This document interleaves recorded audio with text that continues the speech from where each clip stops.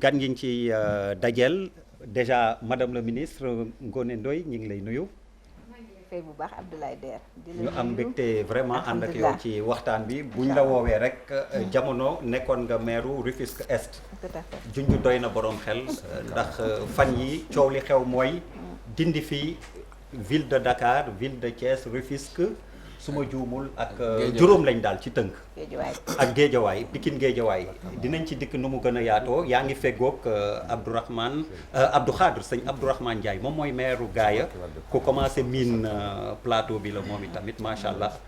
ñi ngi lay nuyu Abdou Khadre. waaw Pape ñi ngi lay ziar bu baax di nuyu téléspectateurs yëpp di nuyu ñuy seqal jotaay bi yëpp di leen ziar. kon ni ma ko waxee leer na waxtaan wi ci première partie bi mais deuxième partie bi it ñu am mbégte ànd ak Ndiouga Fall Dieng 28 ans liggéey na macha allah États-Unis mi ngi pharmacien clinique diggante fukki at yoo xam ne def nga ko tamit John Hopkins Hospital bu nekk Baltimore bu ngeen ko déggee mooy foofu nga xam ni mooy point focal jamono ji coronavirus aux États-Unis coow li nag dafa rëy altine dañu commencé vacciné wu foofu fii Sénégal wax dëgg yàlla defe naa scepticisme bi maanaam ñi bañ ak ragal dafa bëri ndax war nañ ragal ndax war nañoo vacciné wu loolu dinañ ci dikk nga indil ñu ci ay leeral ak lu waral États-Unis ci baraay bi Pfizer ak BioNTech daal di génne ci diir bu néew vaccin nit ñi nangu ko vacciné woo dinañ ci indi ay leeral kon Ndiouga Fall Dieng ñu am mbégte ànd ak yow bismillah. Pape Abdoulaye ñoo ngi leen di remercier bu baax a baax ci invitation yi di nuyu seen ay téléspectateurs di seet bu baax a baax ñi nga xam ne ñi dañu tëdd ci hôpitaux yu feebar ñoo ngi leen di seet ñi nga xam ne ñi aussi dañu ñàkk seen bakkan ñoo ngi leen di jaale jërë ngeen jëf. jërëjëf ñooñu dem nañ ba utal leen tur vaccinosceptique la ñu tudd les vaccinosceptiques mouvement bi vaccinoscepticisme comme Sénégal nag lu xew rek ci àddina bi surtout France ñoom dañuy bañ ak di lu xew France ñu indi ko fi eh bien fii tamit am na ay vaccinosceptiques balaa ñuy dugg ci solo waxtaan ñaari ponk yooyu ñu leen junj am na beneen boo xam ni moom la ñuy tàmbalee ndax njaboot gi malal ci njaboot gi la bokk lu ko wokki xuriñu te fan yi gis nañ ni dañoo mer di yëngal xam naa boo ma ko teeloon wax bi nga may yëglu sànq dafa xawoon a yéex invité woon naa ñi mais dama lay cëral may la nga invité ànd ak ñi nga xam ni ngeen bëgg waxtaanee li nga xam ni moo leen tax yëngatu fan yi yëpp alors yéen dafa mel ni mesures yi ñu édicté yu bees yi ci corona bi baaxul ci seen liggéey te yéen a ngi yëglu. waaw dañu jàpp bon ñu ngi nuyu téléspectateurs yi waaw di wax ni en fait semaine bi boo xoolee il y a eu la coalition très rapidement dañu monter benn coalition des acteurs des artistes et des musiciens pour effectivement ñaawlu mesures yi nga xamante ne moom le ministère de l'intérieur jël jëmale ko ci ñi nga xamante ne ñooy yëngu ci dans le monde du spectacle wax ni effectivement salle de spectacle yi dañ leen di tëj concert amatul parce que depuis pandémie bi effectivement boo xoolee les grands concerts existaient tout au niveau de ay grands théâtres au niveau de Sorano au niveau des instituts ñu demoon benn moment ñu assouplir après ñu delloo si waat yenn mesures yi nga xamante ne dafay tere ñi nga xamante ne ci hôtel yi la ñu mën a jouer wala mën a jouer ci yenn restaurant bar yi et cetera ñu mel ni ñoom Ngoné Ndour ñoom Daniel Gomez ak yeneen i kuréel taxaw effectivement ne loolu du fi bëgguñu loolu am ba waroon amal doxu ñaxtu alxamis bi passé far ci diggante bi ministre bi de la culture ak ministre de l'intérieur recevoir leen Youssou Ndour yombaloon daje boobu ci ministère de l'intérieur ñu jot a waxtaan bi ñu waxtaanee ba pare li génn ci waxtaan bi mooy effectivement ñoom dinañu dellu si waat ci ñoom wax leen effectivement lan la ñu fas yéene mais liñ ci jàpp rek mooy effectivement que loolu finalement mooy acteurs yi dootuñu mën a jouer dootuñu mën a fi mu toll nii tere nañ lépp luy spectacle donc li ñu ci jaaxal mooy daje bi la ñuy bañ ñun ñu ngi gis ni que nit ñi ñu ngi continuer di yéeg di buruxloo ci bus yi ñu ngi continuer di gis nit ñi ñu ngi dajaloo ci dëj yi nit ñaa ngi dajaloo ci ngénte yi nit ñaa ngi dajaloo ci ay cant nit ñaa ngi dajaloo ci yeneen i activité et yàggul dara démb rek mu am fële ca musée des civilisations benn activité bu fa amoon bu tudd Afrique Awards amaale effectivement spectacle nit ñi respecté wuñu les distances physiques nit ñi respecté wuñu dara ñi ci ëpp takkuñu masque ñun te loolu ci kanamu kilifa yi la woon ñu ne mais en fait nan la mën a demee c'est-à-dire c'est 2 poids 2 mesures on interdit aux artistes de jouer mais quand les artistes doivent jouer quand il y a des artistes qui doivent jouer devant certaines autorités ñu concéder leen ko ñu ne nag ñun loolu mënuñu ko nangu moo waral dañuy amal doxu ñaxtu semaine prochaine pour vraiment ñaawlu loolu parce que artistes yi quand même c'est vrai il y a eu l'aide ci affaire u Covid et cetera mais loolu mënalul dara artistes yi ay seen lim dafa bëri am na ñi nga xamante ne ci seen guitare la ñu compter pour dundal seen jaboot pour man war nañu xool comme niñ ko ubbilee sport bi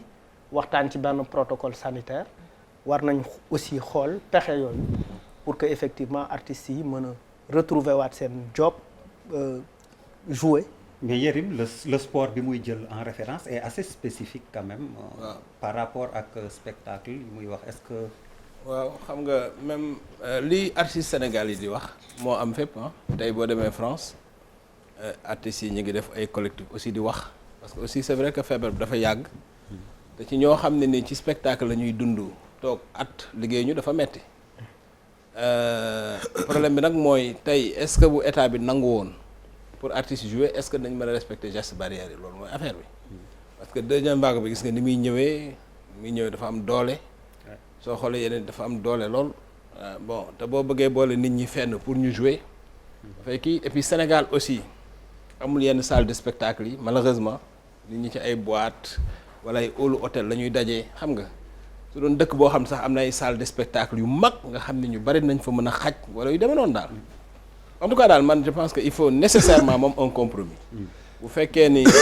ñii mënuñoo jouer il faut état bi sax pexe xool lu leen di jox au moins comme France nit ñi def rek les intermittents du spectacle xool nu ñuy aider nit ñi bu ñu joué wul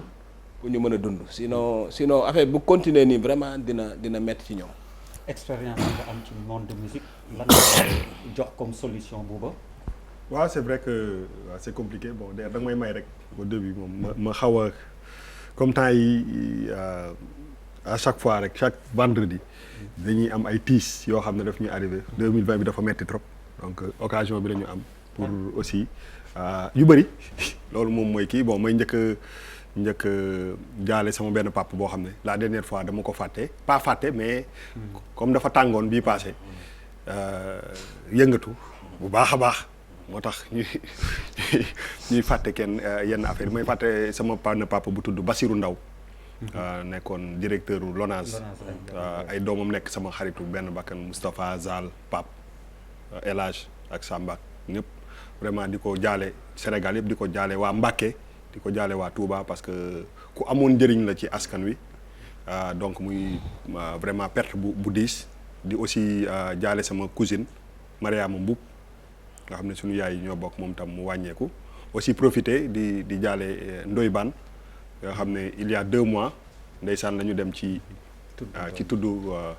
bébét Déguène Chimère mu nekk lu symbolique lu mu defoon mais yàlla moom bu soxlaa ñëpp ñàkk donc am na ku am 100 ans di dund ku am 2 mois mu yóbbu ko moo lay won ni à la fin de la journée moom rek moom mooy décider donc ñu ci profiter rek di leen jaale ñëpp vraiment di ko naxarlu di wax que ni effectivement c'est difficile pourquoi mu difficile mooy quand même bi Covid bi jógee les artistes ont répondu présent loolu moom bi mu njëkkee fël la artistes yi def nañu seen warugar wax fa dëgg yàlla dañu taxaw temb donc koo xam ne bu dara jógee nga bàyyi lépp ci sensibilisation bi ci communication bi yëpp nekk si moom mooy je pense que li nga xam ne mooy wér-gu-yaramu nit ñi yitteel nañ leen et li ma doon seetaan la dernière fois dama gisoon que ni am na taxawaay boo xam ne ñoom seen association bi taxaw nañ ko bi ñu waxee ministre bi ba topp ci ndigalu ministre ne leen bu évoluer par rapport ak évolution yi dinañ mën a jël ay compromis mais pour man absence de compromis bi mooy problème te dama ko fi wax jàkkaarloo à chaque fois boo buggee di tere nit yi dara yow sa bopp yaa ko war a njëkk a doxal boo mënoo ne say doom bu leen naan sàngara ba pare yow boo leen koy wax da ngay màndi ba tëdd suuf mënul sotti donc am na ay actes yoo xam ne état dafa war a intransigeant parce que sinon lépp loo promettre nit duñ ko gëm parce que yow bu la arrangé mooy que amul problème bu la arrangé wul c'est un problème bu fekkee ni dañu jël si pour man am na ay endroits fermés effectivement il faut ñëpp responsable quand même pour ñu xam que ni mbas mi du yëfu caaxaan c'est très difficile maintenant boo demee si benn hôtel bu artiste di jouer nga arrêté groupe bi jouer ba pare ne nit ñi toog foofu toog leen ngeen continuer rek loolu quand même c'est n'importe quoi soit da ngay arrêté prestation bi vider nit ñi tëj mais doone artistes yi parce que ils sont fatigués donc xam nañ ci dara ñoo xam ne gëj nga leen dégg sax dañ lay dégg ne di la nuyulu mais xam nga ni ñii fu mu ne affaire yi dafa metti donc il faut que état bi mu trouver ay compromis dañu nekk ci période fête boo xam ne peut-être dafay durer 2 semaines je pense que war nañu mën a def ay compromis yoo xam ne encadrer leen ba li ñuy def ñu def ko parce que quand même ñun Sénégal la ñu dëkk il y a pas 1000 prestations quand même au Sénégal bu ma dégg artistes yi joué wuñu j'ai l'impression que dañuy wax ay 1000 endroits yu différents yu artistes yi joué donc lu ñu mën a encadrer la ouais. Et je pense que côté boobu aussi il faut ñu jàppale leen parce que nit ñi dañu sonn te dégg naa kenn di ko wax sànq virus bi du disparaître la journée nekk la nuit parce que boo génnee ci biti gis ni nit ñi di defee effectivement tey boo ne woon transporteurs yi tem ñoom ñëpp ñu jóg donc peut-être que artistes yi la ñu xaw a tuuti mais il faut quand même ñu wax ak ñoom encadrer leen ba li nga xam ne mënta ñàkk mu nekk yeneen yi nga xam ne dafa am ay risques ñoom tam ñu responsable pour kii mais ne unilatéralement du fi amee et ba pare tere leen ba pare di def le contraire je pense que loolu c'est pas logique. Adja Ngoné Ndoye. waaw xanaa nuyoo nag. parce que nuyoo ma sànq. nuyu la yow Abdoulaye Der nuyu ñi ma bokkal plateau. kontaan encore une fois ñëw ci plateau bi ma wax toujours ne c'est un plateau d'excellence qui est très relevé nuyu sa téléspectateurs yi sant yàlla ànd ci li nga xam ne moom la Bouba def léegi mooy jaale ñi ñuy jaale nag bëri na rawatina tey journée du migrant la donc on a connu une année très difficile en termes de migration irrégulière donc ñoom ñëpp suñu xel ñu ngi ci ñoom ñu ngi jaale Sénégal dossier artistes yi ñun ñëpp la laal d'autant que musique c'est d'abord le goût l'envie de jouer te boo waxee prestation rek on pense tout de suite li nga ci am comme ressource ndax moom ngay dundee mais xam nga un artiste il faut qu'il s'exprime il faut qu'il sorte son art dafay bëgg wane boppam dafay bëgg jouer par plaisir d'abord et ensuite pour s'épanouir ba pare nag doog a def loo xam ne day yóbbu këram man foog naa ni mën nañu utiliser tamit les espaces aériens les terrains vagues xalaat tuuti naka la ñuy defee ay podium pour mën a génn est-ce que dinañ mën a def peut-être boo louer ay bâche ak yooyu parce qu'il y a des professionnels maintenant qui le font nga mën a def des sortes de salles aériennes yoo xam ne nit ñi dinañ mën a peut-être pas respecter ay distanciation mais se protéger eux-mêmes te defe naa Sénégal léegi kenn ku nekk xam nga lan moo nekk ci Covid te nit ñi responsable nañu tamit pour toppatoo seen bopp kon dañuy jël lii boole ko lële pour ñu mën a dox et je pense que bu ñu jëlee solution boobu comme li ma waxoon rek ne làmb ji dinañ dem ba ci kanam entrée payant lay doon entrée payante plutôt donc lii tamit jàpp naa ne mën nañ ko def ci ay espace yu yaatu ba pare kenn ku ne gis ci sa bopp Papis waaw man dama bëggoon d'abord commencer pour rappeler benn principe bu am solo pour ce cas de figure radicalisme baaxul ci dara aussi bien pour les gens militaires aussi bien pour les artistes qui font les revendications légitimes waaw li kii waxoon sànq foofu lay ñëw parce que il faut waxtaan am parce que ku nekk boo xoolee dans son argumentaire du doo ci teggi dara parce que l'artiste quand il te dit que moi je vis de ça depuis presque léegi mot 1 an pratiquement les gens n'ont pas joué loolu mooy seen revenu kooku boo ko bëggee dugal théorie benn boo xamante ne du lu muy gagner son pain il va t'écouter difficilement même si par politesse il fait l'effort de t'écouter mais dafa am ay besoins basés waaw benn côté bi également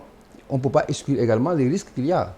parce que nous sommes en période de Covid également il faut également que ñu nangu aussi réalité boobu dañu nekk ci situation en plein dans la deuxième vague dañu nekk ci Covid également Covid dafa am loo xam ne daf koy bañ dafa am lu muy nangu ak lu muy bañ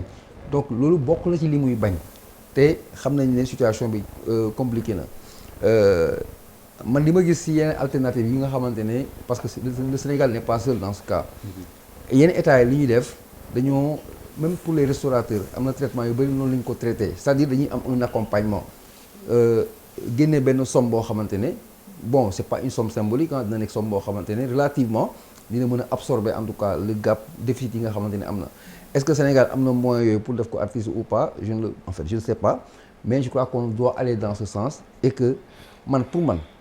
pour man dama nekkaat ci sama position ba ma nekkoon au début c'est-à-dire bakkan pour man amul valeur amul kii amul prix pour man ça se négocie pas c'est pas des choses qu'on négocie pour man quoi ça c'est bon je suis pas artiste mais man bakkan du lu ñuy négocier amul ay prix je joue pas je voyage pas pour man c'est même pas négociable quand la vie est en jeu man loolu mooy suma principe benn affaire mooy c'est une occasion peut-être pour discuter de la productivité des artistes xam nga wax nañ léegi waxu salle mais il y a combien d'artistes qui jouent régulièrement dans ce pays il y en a combien xam nga aussi il faut qu'on est sur la table on dit la vérité il y a des gens si contexte bi dañuy profiter ils s'inscrivent comme étant des artistes producteurs pour bénéficier des avantages qui peuvent découler de la crise ça aussi c'est des choses qu'il faut prendre en compte c'est-à-dire c'est injuste quand même des gens qui restent pendant 3-4 ans de jeu il y a la pandémie tu viens te présenter tu dis oui j'ai besoin d'être accompagné alors que depuis 4 ans tu n'as pas fait de spectacle est-ce que ça c'est raisonnable il y en a dans cette histoire bref je veux dire par là qu'il faut que les artistes on a de grands artistes dans ce pays et puis il faut pas que mu dem dans tous les sens c'est-à-dire il faut que les artistes parlent d'une même voix mu am benn interlocuteur bu ñuy waxtaanee pour mën a ànd ci li nga xamante ni moom mooy essentiel je veux dire par là chapelle bi chapelle bee waru am ay chapelle benn chapelle la war a am benn cadre la war a am pour que dans les discussions avec l'État qu'on trouve des choses yoo xamante ne qui sont concrètes et qui peuvent ça peut pas régler le problème c'est vrai mënul régler le problème artistes yi actuellement mais dina au moins atténuer sensiblement seen peine à l'image des autres secteurs qui sont également impactés. ci Papa Djibi laa bëggoon dem muy Serigne Papa Djibi ak sañse muy mel ni Serigne buy waaj ziar waaw loolu laa ko bëgg a xoolal il sera épargné parce que Serigne la ah microm la ñuy non dinañ la épargné. yàgg sa bëggu Serigne bi non. waaw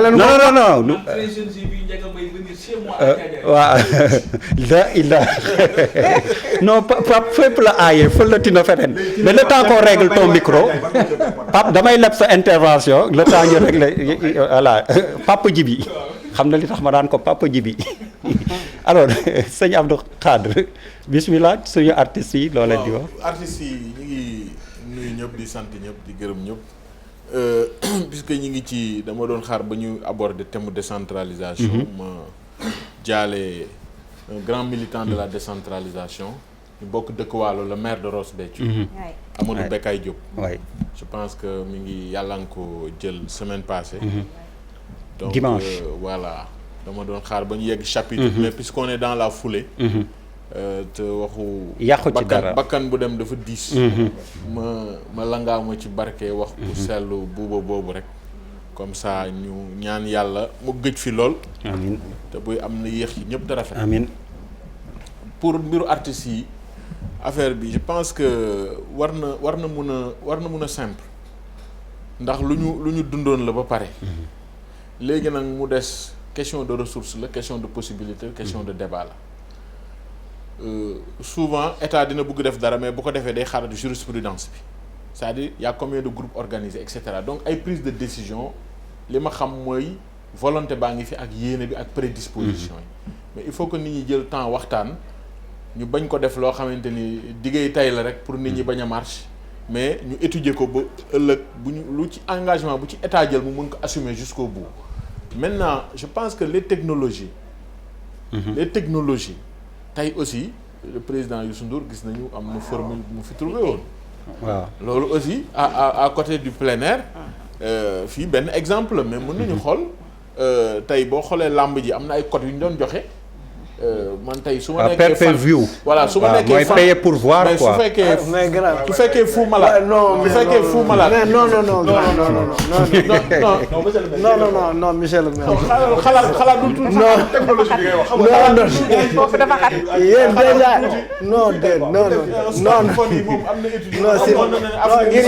solution bi ngay ébauché ñi jàpp nañ ne amul xaalis bëriwul xaalis bref artiste bu am ay fans la wax de am ay fans dëgg. waaw non ñëpp yamuñu ci. monsieur le maire génnal foofu. génnal foofu entre autres pistes. c'est des artistes non bàyyi boobu. entre autres pistes de yaa ngi dugg ci diversification terrain boo xam ne mais bul xeebal kenn soxla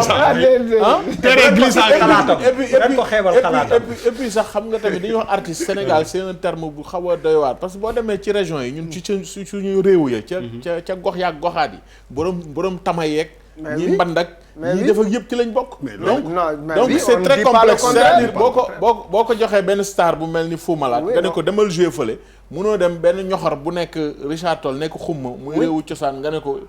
te Pape Abdoulaye Der am fa ay maam nga ne ko man ko bul géew tagg bi nga war a tagg donc il faut ñu moduler affaire yi xam ni du lu simple mais en tout cas daal ñu ngi leen di encourager ci waxtaan li ngeen def aussi c'est ça votre rôle ba leen gisee yoo nga xam dafa xaw niroog incohérence gëw ma nag autorité di organiser spectacle mën nañu organiser dara spectacle am fa par inadvertance je dis mën na nekk et dañu leen koy nangul mais loolu bu amee aussi la vigilance citoyenne mooy et la responsabilité mooy ñu tirer les conséquences pour mu am cohérence d'ensemble dans l'action mais grand foofu peut-être tu as rapidement Maral foofu tu as émis tour de table la de. foofu da nga émettre benn opinion dama xalaat rek loolu warul mën a nekk daal non dafa dugg suñu terrain dafa am fa cokkaas. il y a eu benn événement bu tudd Afrique Awards au musée des civilisations avec un orchestre qui joue en présence de nos autorités donc loolu ce n'est pas quelque chose qu'on a inventé. mais objet initial u manifestation lan la woon c'est pas important. c'était pour donner des prix ou bien c'était pour tëgg tam virus bi dafa xam différence entre tëgg tam ak joxe prix. non bien sûr non un orchestre a joué. ñaar yëpp am solo damay laajte rek benn orchestre joué na et il y a eu du public c'est-à-dire 2 poids 2 mesures du yoon on peut bel et bien dire que cas yi ñu ngi jóg les artistes c'est des agents de mobilisation des masses dañuy sensibiliser de manière assez bénévole taxaw def ay œuvre pour nit ñi pour dàq mbas mi mais quand même booy tere fii da ngay tere fee. dëgg la bëgguma yàq timing bi mais xam nga la subtilité et les détails l'objet d'une rencontre elle est importante booy dem wut autorisation di organiser rek da ngay wax damay gàmm damay conférence damay def mais on man foofu rek laa doon waxee mais nangul naa la ndax la nga ca xam xaw na objet bi ngay bàyyi objet principal bi objet principal c'est pas important. mais monsieur le maire li mu wax dëgg la virus bi virus ne s'intéresse pas sur l'objet. non mais xam nga la perception virus bi xamul perception il ne s'intéresse pas à l'objet. dañuy wax ñu dégloo fu nekk la perception le virus man je trouverais totalement irresponsable une autorité bu wax nit ñi bu kenn tëgg ngay defar loo xamante ni yow wóor leen le objet principal bi tëgg la moo tax ma insister ci loolu maintenant bu ci raxee nañ ko seppi mu bañ ñu ci amati ko ñuy wax ñambaas bu yàqul sera bu dul yëpp baax na alors on a un spécialiste en l'espèce en attendant qu'on me confirme que micro Pape Djibril baax na Pape Djibi alors merci beaucoup. il faut que wax nit ñi lan moo tax nga Pape Djibi aussi. vous dites là ci artistes yi. waaw très rapidement certes artistes yi la touché. mais da ngeen di xam benn mbir. dañu nekk ci feebar bu nga xam ne bii première vague bi dikk na première vague bi bu mu dikkee li mu doon métti tere nañ ñoo dem seet suñu mbokk yi ci région yi tere nañ ñoo bay suñu tool yi tere nañ ñoo génn guddi muy am ay couvre-feu. bon yooyu yépp nga xam ne ay restrictions la yu metti woon ci ñun bon tax na sax Sénégal tane ba suñu xel daloon ci première vague bi soo gisee deuxième vague bi tey metti semaine bële passée on a eu 400 cas en une semaine c'est parce que dafa dem ba nga xam ne bi nit ñi dañu xaw a bàyyeeku bàyyeeku boobu voilà mais bàyyeeku boobu li ko waral mooy mesure barrières yi distanciation en tant que élément bu bokk ci mesure barrière ñu ne da leen sorante da leen raxas seen loxo da leen takk masque et cetera bon xew-xew yi fi xew ci Sénégal dafa dem lu mel ni màggal ak gàmmu yi dafa dem ba nga xam ne bii Sénégalais yi jàppatuñu distanciation comme un élément des mesures barrières mais ce qu'il faut comprendre mooy que ne feebar bi ci sa bakkan lay jaar ak ci sa gémmiñ foo mën a nekk soo defee nii dooma wàll duma la wàll donc il faut que nit ñi di raxas seen loxo fu ñu toll ba pare di sol masque maintenant pour le sport mën nañ ko organiser comme pay-per-view dëgg la parce que sport dafa nekk un élément fondamental ci wér-gu-yaram. mais ci wolof pour ngeen xam mooy fay pour gis pour seetaan. waaw bon man d'accorduma ñuy tëj stade yi di tëj arènes yi. parce que mën nañ ko organiser fi mu gën a méttee muy États-Unis ak i Europe. ñoo ngi continuer seen ay manifestations sportives. maintenant pour les artistes dafa am ay conditions comme li mu tudd li Malal tudd muy salle boobu nu mu tuddati. Grand Théâtre Grand Théâtre par exemple dafa nekk benn environnement bu nga xam ne bii mun nga ko pulvériser mun nga def ay lumière ultraviolettes mun nga imposer que tout le monde mette le masque nga def ay sécurité ku solul masque nga génne ko mais su fekkente ne artistes yi par exemple dañuy dajaloo fu nga xam ne fii condition yooyu mënuloo ko réunir kon jaxasoo bi dafay bari mais ak nu mu mën a demee su fekkente ne nit yi bàyyi nañ leen ñu sol seeni masque ñëpp masque ah. war na mën a nekk. allez-y maa ngi jégalu rek xam nga am na loo xam ne aussi man de du ma ko d'accord. man je ne vois pas ñu ubbi Grand Théâtre def fa 1000 personnes fu mu nekk ñuy jouer parce que artistes yi lu ñu nekk ci monde yëpp ñun ñi ñëpp ay sénégalais lañu aussi kenn du exposer nit ñi man wax pour man compromis yi ñu war a def mooy que ñu identifier endroit yi nga xam ne y a moins de risque. parce que am na ay plein air. comme soxna Ngoné lu mu wax bu amee point nga accompagner kii bi Papis dafa am dara lu am solo ñun aussi ci milieu bi lañ bokk quoi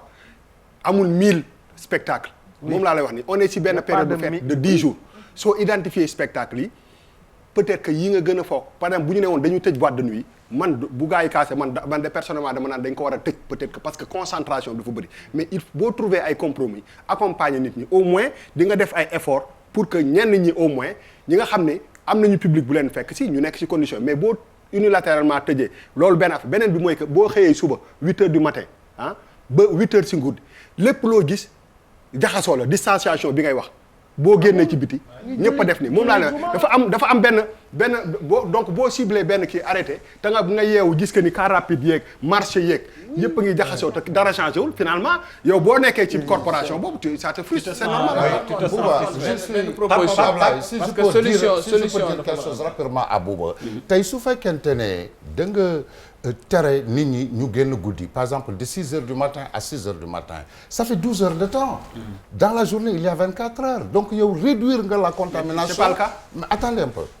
peu réduire nga la contamination bon ce qu'il faut comprendre dans tout ça mooy que ne feebar bu nga xam ne bii dafa doy waar mu ngi ci dëkk bi ca feebar bi ñu bari du leen épargner su fekkente ne ñëpp dañu génnandoo sëmbaxloo économie Sénégal ci boppam daf koy nërmeel donc su fekkee ne am na benn fraction de la population comme les artistes yi nga xam ne dañu affecté moi je rejoins mon ami ñu seet nan lañ leen mën a dimbalee su fekkente ne aussi mën nañu identifier comme vous dites ay salles yu nga xam ne mën nañ ko contrôler ba ñëpp masque ku masque wul ñu génne la mën a pulvériser salles yi désinfecter leen su boobaa ñenn ñi nga xam ne ñi am nañu possibilité dem fa ñu dem fa. man solution sax pour man dafa mën a am. parce que deuxième vague bi j'imagine que budget communication bi ay milliards lay doon logiquement parce que moo gën a metti mais lan moo tee jël ci xaalis boobu identifier artistes boole leen ci communication bi ñii way ñii bind ay textes ñii théâtre ñii nga fay leen loolu ça fait une solution maanaam communication bi parce que communication non parce que gis naa boo jëlee ñii bàyyi ñii tamit beneen problème la on revient à la case gis naa ni bi ñu commencé am na ay waykat yu bari yoo xam ne way nañ ci Covid bi par exemple ñooñu da nga leen di jël fay leen œuvre boobu nga boole ko ci sa communication xam na boole artistes yi ñu créer mais parce que communication bi loolu la du ay média rek du ay taxaw ci kii bi naan tey nombre déedéet xam nga la c'est-à-dire boo bëggee communication bu gën a offensive sax da ngay jël rappeurs yi ñuy wax ak xale yi ci message bi ñu mën a dégg jël ndaanaan yi ñuy wax ak mag ñi ci message yi ñu mën a dégg jël waykat yu branché yi ñuy wax ak public bu branché bi ci message bi ñu mën a dégg nga fay leen xaalis mais yéen comme suñu kii la dama ne la ñoom artistes yi ñu ngi seetaan y a pas 50 000 groupes qui jouent tous les week-ends dégg man le problème da nga am 10 jours ak peut-être 20 groupes par semaine à régler pour man montagne bi mooy accoucher d'une petite souris parce que en réalité oui non mais on n'est pas à New York ou à Paris quoi fii ñuy artistes du jeu mën nga leen compter Serigne Pape Djibi enfin ak fi mu nekk sax bokkul ma ne ko Serigne Pape Djibi alors enfin sa micro baax na alors dama la doon wax ne la man damay wax ci culture parce que je suis un grand militant de la culture et ça va au-delà de la musique ça va au-delà de la musique ma lay wax léegi ne la man très jeune lay gis Mbaye Ndiaye muy ñëw suñu kër. Mbaye Ndiaye wala Ndiaga Mbaye. Mbaye Ndiaye déjà man ak ay doomam ñoo bokkoon classe. Kamdik. Un très grand chanteur ak Ndiaga Mbaye aussi yàlla na yàlla yërëm ko. amiin moom aussi da daan ñëw sama wëllëri maam la woon da daan ñëw kër ga di ko seet si à Thiadiaye. donc mais bu weesoo loolu yëpp il faut que d'abord ñu replacer ñun ñëpp xam solo bi nga xamante ni culture ak sport am na ko ci suñu dund parce que dafa mel ni loolu ba tey nekkagul consensus. Il y a un paternalisme extraordinaire boo xamante ni dafay feeñ ci ñi jiite d'habitude bu ñuy adressé wu ci yenn corporation yi. dafay mel ni ñoom ñoo leen war a xalaatal li gën ci ñoom ñëw defal leen ko imposer leen ko te en amont duñ leen associer ci réflexion bi wala élaboration stratégie yi sax pour génne leen ci guuta bi ñu nekk. wala mise en œuvre moom kenn wax ko xam nga fi mu ne ni on a parlé de plan de relance de l'économie mais où est la place de la culture et des sports ci biir plan boobu su ma nee des sports nag je vais vraiment au-delà du sport bi nga xamante ni d'habitude moom mooy gën a cristalliser mais yeneen sport yépp ak discipline associée yi donc dama jàppoon ne Covid bi bu ñëwee dina nekk un grand moment d'introspection pour ñu xalaat nan la ñuy càmbaraat yu bari bokk na ci ñu repenser le ministère de la culture parce que ci biir mbas mi on a vu le ministre de la culture quand même mu illustré wu ci façon yoo xamante ni daf ñu rappeler waat ndax moom xam na en réalité lan la ministère boobu regorger dëgg ça va au-delà de la musique mais bari na loo xamante ni xam nga bi kilifa gi di wax naan culture sax moo nekk au début et à la fin de tout développement kon kay il faut que ñu replacer ko tey jii au-delà de yenn discipline yi ci nekk muy culture muy sport dafa am yeneen valeurs yu ñuy charrier yoo xamante ni mais dañu war a accompagner un processus de développement surtout un état en construction comme sunu bos bi nga xamante ni pas émergent monsieur le maire du d'accord ak man mais candidat à l'émergence quand tu es candidat à l'émergence dafa war a am yoo xamante ni waroo koo mën a bàyyiwaale donc pour man saisissons l'opportunité ñu dem au-delà ñu daal di def une réflexion globale ba nga xamante ni dinañu mën a dugal ci ñu mën a projeter wu sur les années à venir par rapport ak ce que nous voulons de notre sport et de notre culture et des acteurs culturels ba pare ñu d'accord waaw ba pare ñu d'accord ci lan mooy culture d'accord ci lan mooy sport ak nan la ñu bëgg ñooñu évoluer ci ba nga xamante ni xale yi dootuñu ci dugg parce qu'ils ont échoué quelque part waaye dañ ciy dugg par conviction gis nañ ci opportunité d'affaires dootuñu ci dugg aussi parce que sama papa da ko doon def wala sama maam da ko doon def waaye dama ciy dugg parce que damay jàng am ay diplômes yu mag te du ma permettre du ma tere ma lier sport et études comme ni ko Gorgui Sy Dieng di defee wala culture ak étude comme ni ko Felwine Sarr par exemple nga xamante ni il a fait pas mal de trucs ak ñoom Malal ak ñeneen donc je pense que il y a un changement de paradigme à faire et si on est encore dans les urgences qui vont chasser cette priorité-là qui est aujourd'hui de réfléchir de s'arrêter parce que le Covid nous donne l'opportunité parce que tey jii bëri na ay acteurs culturels yoo xam mën nañu génn wax mais am na acteurs culturels yoo xamante ni mënuñu génn wax te pourtant ñoom ñëpp ñoo ngi ci culture bi donc et quand je parle de culture mais ñi nekk dans même la religion dafa bokk ci culture donc il faut qu'on aille au-delà il faut pas qu'on s'arrête paresse intellectuelle waruñu jàpp ba nga xamante ni am na leneen li par rapport aux salles ak manifestations yi ñuy def bi Covid bi di tàmbali dama wax ne man yeneen réew yi may xool yëpp sur les bonnes pratiques dañu réfléchir sur le calendrier jusqu'en 2022-2023 calendrier ñu xool les grandes dates les grands moments ñu xool lii bu accès nan lañ koy aborder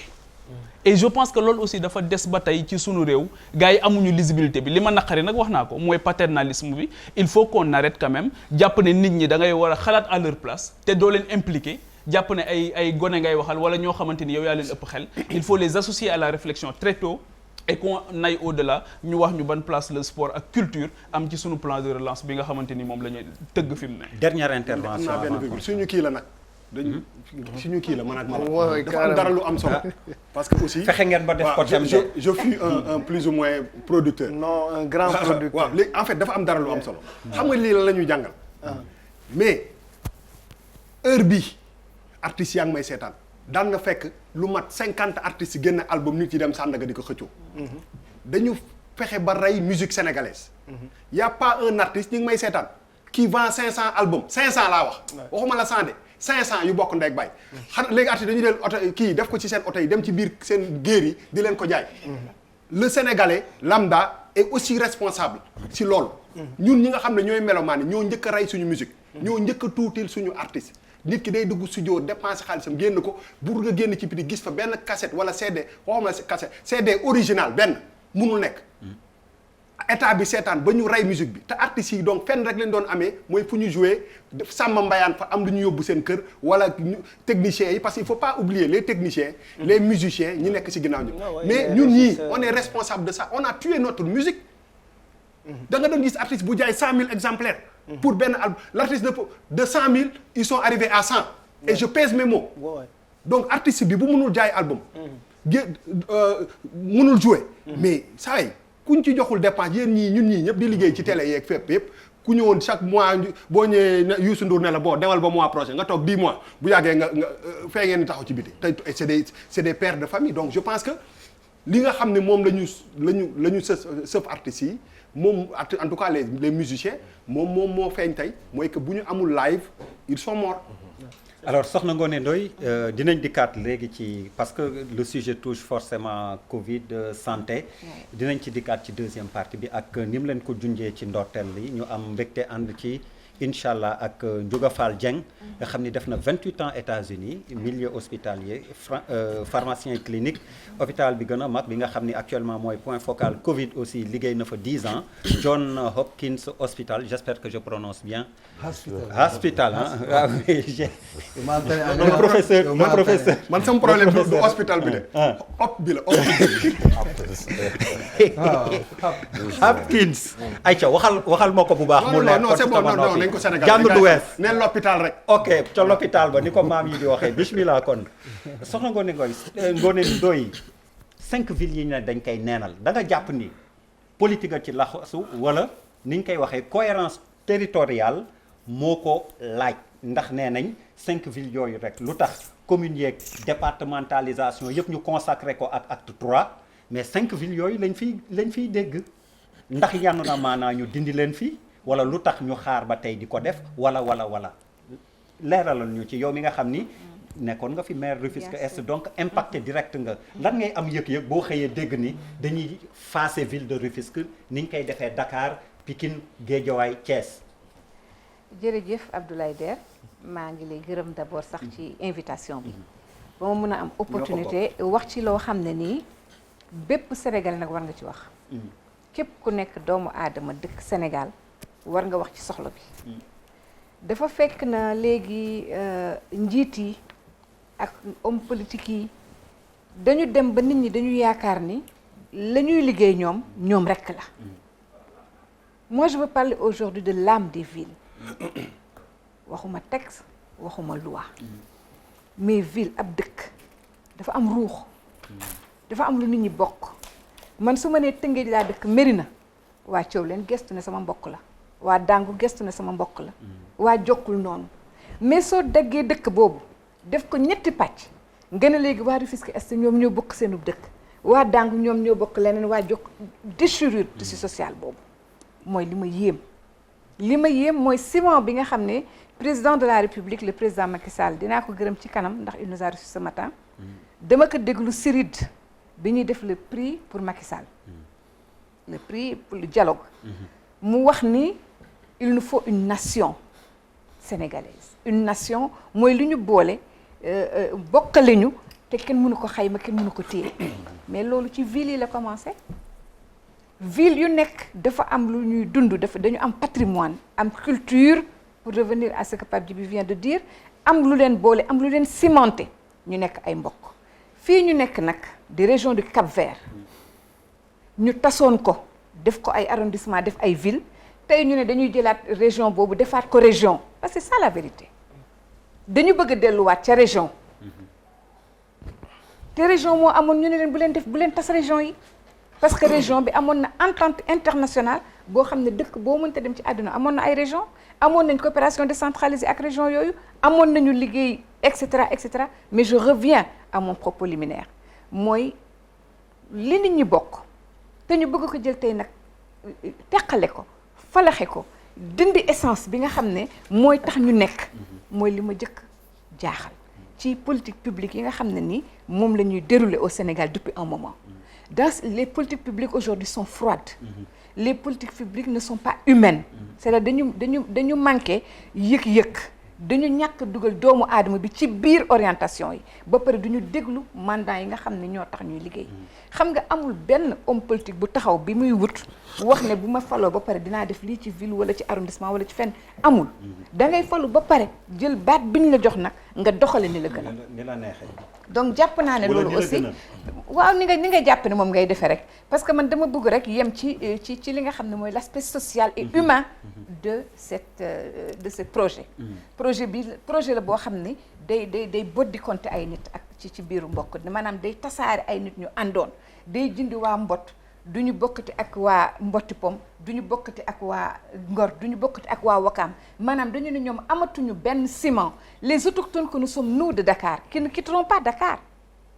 ñu suñu ndey ji réew la ñu ne dootuñu fi am parce que ndey ji réew mooy men mi nga xam ne fa la nit ki di nampe li mu soxla mais su fekkente ne tey dañu dem ba amatuñu ñun lu ñu boole loolu daf ñuy jaaxal loolu mooy ñi nga xam ne ñun baax dañu fekk baax Dakar mais ñi baax fekk Dakar aussi ñu ñëw ba am fi seen yëf ak seen mbir téye ko fi am lu leen cimenté am lu leen boole tey nga wax ne loolu dañ koy fissurer dañ koy tas dañ koy génne nous ne sommes pas des objets nous sommes des êtres doués de savoir mais aussi de raison mais surtout de sentiment dafa am lu ñu boole loo xam ne moo ëpp alal moo ëpp koom-koom moo ëpp xeexu politique moo sut loolu ba ci biir loolu nag moo ñuy tàbbal nag ci histoire ci patrimoine dama dégg Alassane Dialy Ndiaye mu def benn article di am lu ko naqari bi ñu jëlee Gandour parabole di ko démonter di ko jaay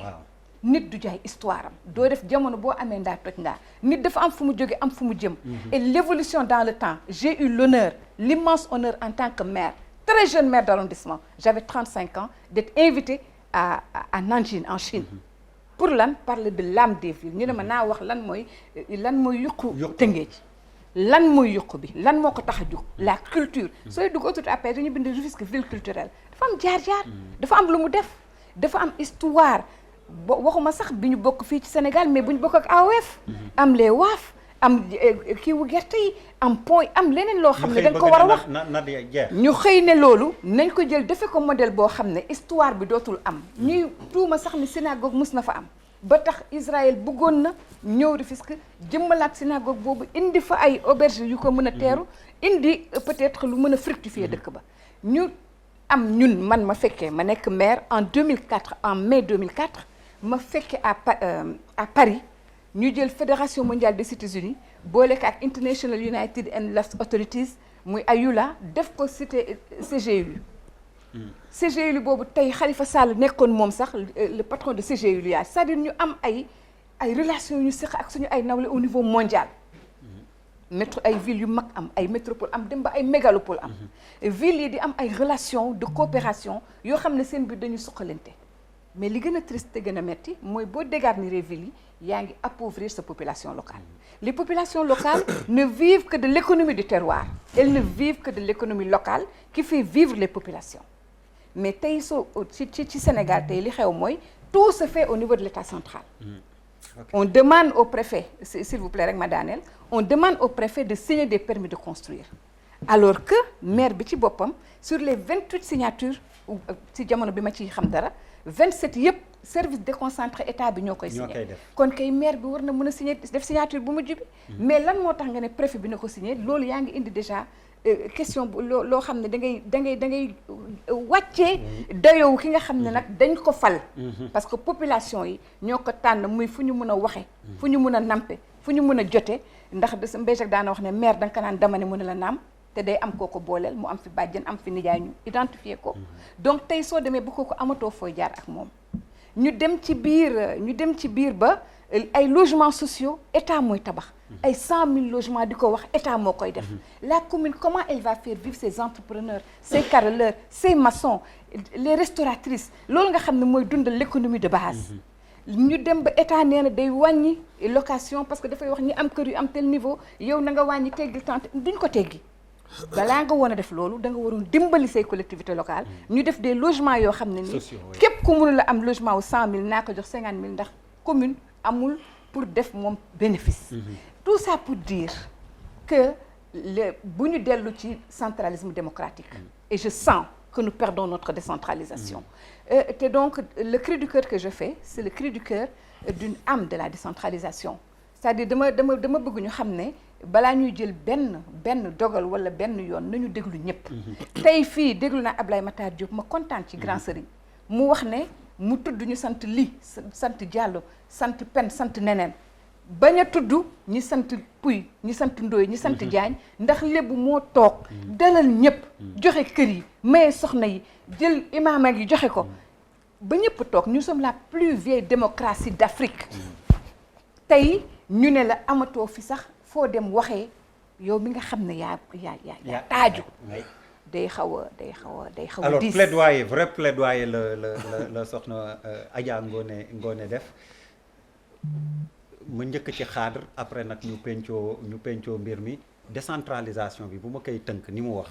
aspect humain bi dafa mel ni tegee nañ ko nële 45 départements bu ma koy tëgg donc 42 conseils départementaux ngeen am 5 villes ci loolu Pikine Guédiawaye Rufisque Thiès ni ma ko limee sànq ak Dakar te bu ñuy seet tamit conseil de ville mi ngi am rek ci Thiès ak Rufisque ak benn conseil départemental foofu ca Thiès. Exigence de corriger comme on dit cette histoire là lu tax tey mu jékki-jékki rek fës ci seen bët ndax politique lalu ko moo tax ñëpp soupçonné ni politique galgalu politique ngeen dugalati. waaw jërëjëf. xam nga ñun décentralisation yàlla dafa dogal ñu am ci passion. di ci exercer ay responsabilités. di ko dund tamit gëm ko. Je pense que archive yaa ngi fi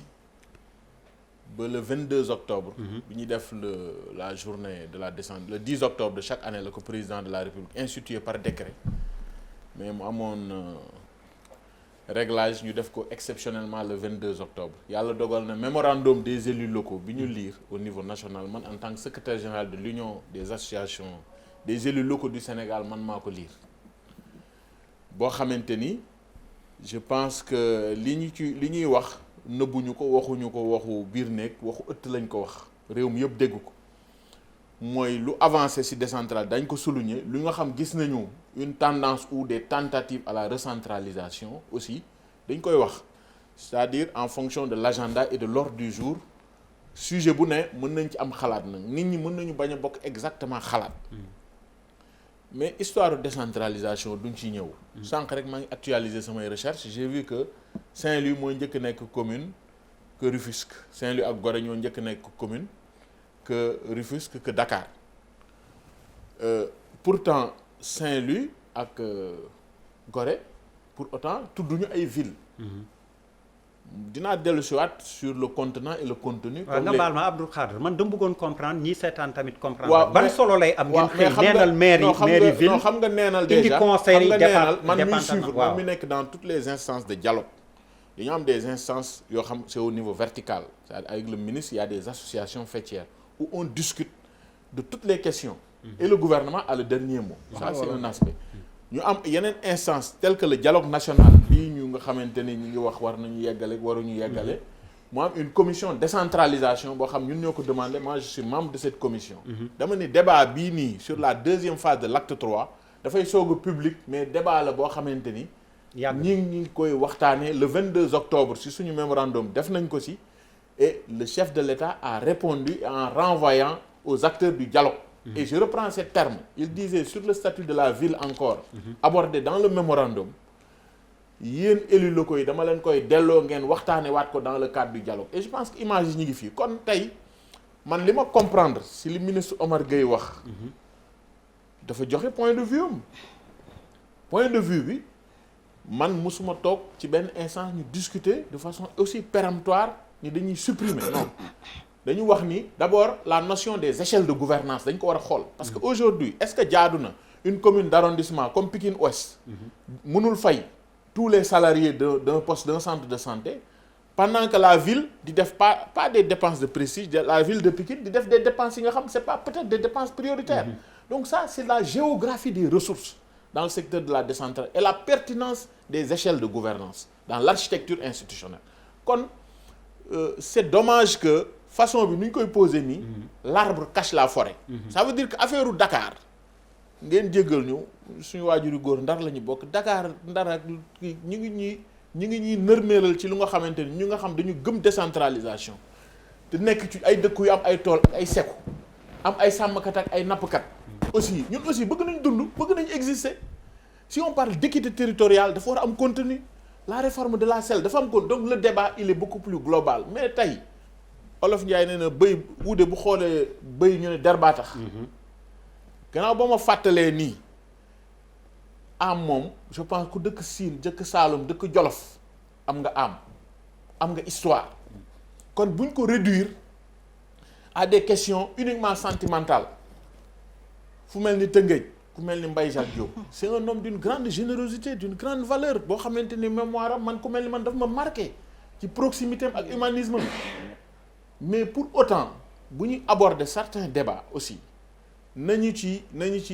jiital suñu aqulaay taala ndax histoire de décentralisation tey dañuy ndëpp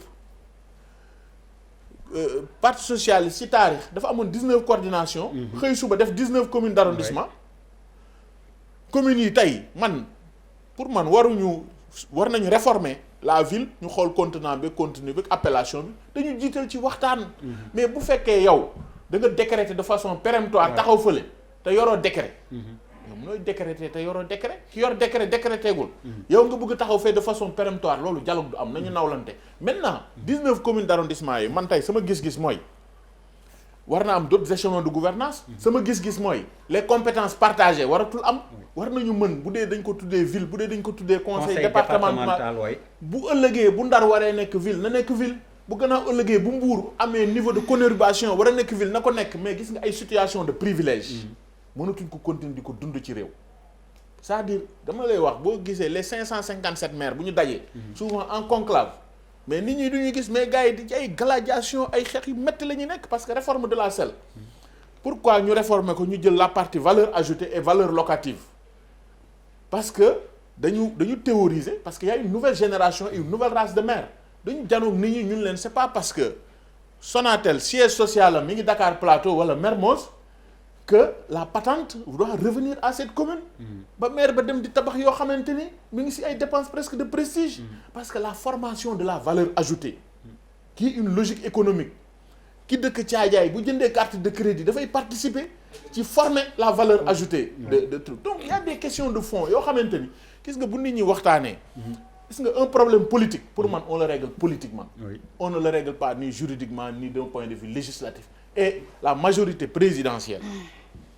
APR bi ma bokk majorité présidentielle depuis référendum ba léegi même si c'est des triangulaires ou c'est 40% raw gàddu yàgg na fi du fi gan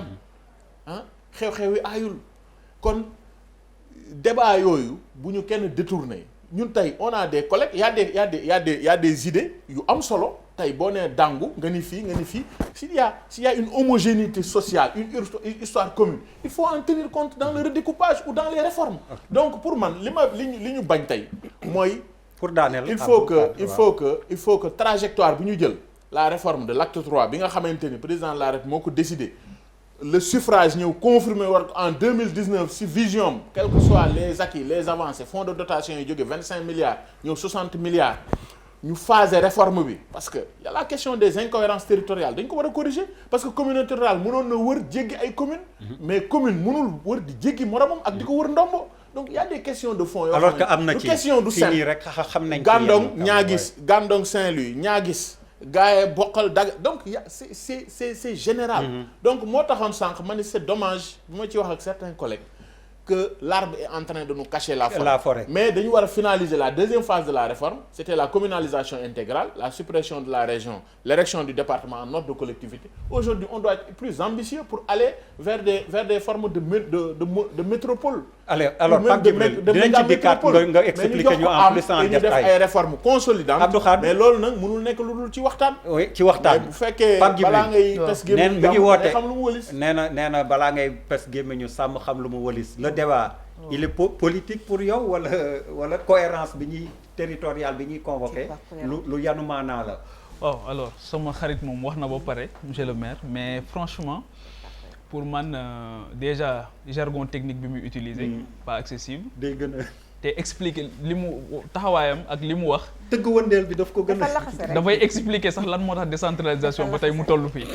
ndax xëy na bu fekkee ne da nga bëgg askan bi nga tax ñoom ngay def décentralisation parce que la décentralisation en réalité c'est pas une fin. C'est juste un moyen pour permettre quand même nit ñi li nga xamante ni ñoom ñoo ko moom ñu mën ci jëfandikoo ni mu waree.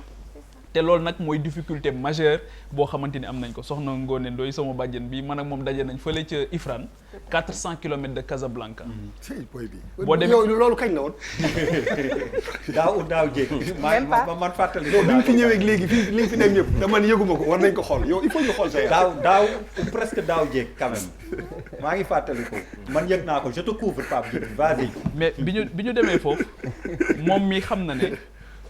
foofu réalité décentralisation da nga koy gis. lépp loo soxla ba ndox bi ngay fekk ci toilette bi ngay jëfandikoo. ay na différent lañ ci bind de l'eau différente. lépp loo soxla loo war a jëfandikoo nga xam dina la permettre nga passer un excellent séjour. lépp c'est made in Ifrane waxuma la sax Maroc de waaye ca biir Ifrane nga koy fekk. yaa ngi dégg donc loolu pour man marketing territorial bi nga xam dañ koy tudd fii. fii boo ñëwee daanaka c'est une réalité sans nom wala fële waaye boo demee fële c'est un nom. C'est une réalité fële fii c'est un nom sans réalité fële c'est une réalité sans nom parce que d'habitude fii li ngay gis ci sunu gars yi et puis mu ñuy sonal souvent mooy que d'habitude bu ñu tuddee dara def ko slogan rek mooy yëg nañ ne amul parce que am na loo xamante ni pour man jarul tudd da nga koy def nit ñi teg ci bët la décentralisation ñun ñi nga xam yépp dañu jógee ci kaw gi dañu xam ne c'est un vrai problème te honnêtement défi yi ñu ci amoon ak taxawaay yi nga xamante ni moom lañ ci bëgg ba nga xamante ni loo sori ndakaaru capitale bi di nga lépp loo itteewoo di nga ko am donc fondamentalement foofu ay jéego yu baree bari des na fa loolu moo tax bi ñuy indi mbir yi yu baax yépp yu bakkane yépp ñu indi ko Dakar jàpp ne parce que sur 0,3% on s'est retrouvé avec plus de 25% de la population may leen dañuy renverser questionnement bi dañuy war a laajte lan moo tax nit ñi di ñëw Dakar en réalité c'est parce que tout est à Dakar c'est-à-dire que le problème du def fi ay milliards ci BRT du def ci ay milliards ci TER du def ci ay milliards nu mu tuddati avec un aéroport ak yeneen yoo xamante ni ñoo ngi ko fi xalaat bugg ko fee def da ngay xool nan ngay génnee davantage yenn mbir yi nga bëgg a def Diamniadio ay milliards nga ne nan laa koy yóbboo Tamba nan laa koy yóbboo Saint-Louis nan laa koy yóbboo feneen mu ànd avec une dynamique d'industrialisation boo xamante ni dina permettre nit ñi ñu toog ci seen localité yi donc loolu mooy li nga xamante ni jàpp naa ko déjà ci décentralisation mu war a nekk esprit bi par rapport aux villes par rapport ak li Omar Gueye wax mooy paternalisme bi ma doon wax léegi c'est-à-dire une émission au détour d'une émission nga daal di yëkkati benn idée boo xamante ni dañu jàpp ne c'est une question sérieuse qui mérite toute la solennité requise bi nga xamante ni moom moo ci war parce que Omar Gueye lui-même moom victime la ci wàllu décentralisation à 2 reprises Malick Ba est encore ñoo ngi koy fàttaliku ba tey ci la ñàkk bakkanam yàlla na ko yàlla yërëm donc soppi ay mbir te waxtaanoo ci ak ñi ngi ci war a waxtaanal ñëpp xam nañ li mën a jur rawatina ci mbiru décentralisation parce que bu jógee rek dañ naan lan enjeu bi lan laa ciy gagner wala lan laa ciy perte maintenant la capitale c'est la capitale te honnêtement bu fekkee ne li ma dégg man Omar Gueye wax ko c'est-à-dire que c'est une incohérence boo xamante ni c'est sur le plan juridique le relever est-ce que aujourd'hui c'est à la ville de Dakar de s'adapter au texte wala au texte de s'adapter à la réalité de Dakar moi je réfléchis même pas 2 fois pour man ki def texte bi en 2013 l'acte 3 de la décentralisation mais nañu corriger loolu rek c'est tout ñu bàyyi réalité bi nga xamante ni Dakar symbolisé na ko wax nañ ko léegi du point de vue patrimoine du point de vue diplomatique du point de vue ak contenu bi nga xamante ni yëpp gis nañu franchement sous Khalifa Sall que je connais que de loin mais gis nañ ne sous Khalifa Sall la ville de Dakar amoon na benn stature boo xamante ni su fekkoon ne ville de Rufisque am na ko ville de Pikine am na ko ville de Guédiawaye am na ko mais je suis sûr et certain que parce que ñetti critères yi tax ñu xool ndax ville bi am na solo pour ñu dindi ko wala ñu maintenir ko ndax am na efficacité ndax am na efficience ndax am na inclusivité par rapport à la prise en charge des préoccupations et des aspirations des populations mais consultons les populations l'acte 3 de la décentralisation li mu waxoon tey mais nañu ko natt lan la ñu waxoon dañu wax ne dañu bëgg ay villes yu ay territoires yu compétitifs porteurs de développement durable mais où est la compétitivité aujourd'hui de Thiadiaye wala de Gaaya wala de feneen yaa ngi dégg Gaaya bi monsieur le maire jógee mais la mu am ci patrimoine culturel kenn xamul ni mu toll kenn xamul ni mu toll la fa jot kii dama koy témoigner aussi liggéey bu am solo la fay def dans ce sens là man dem naa fa 3 fois di def sur les pas de Seydi Hadji Malick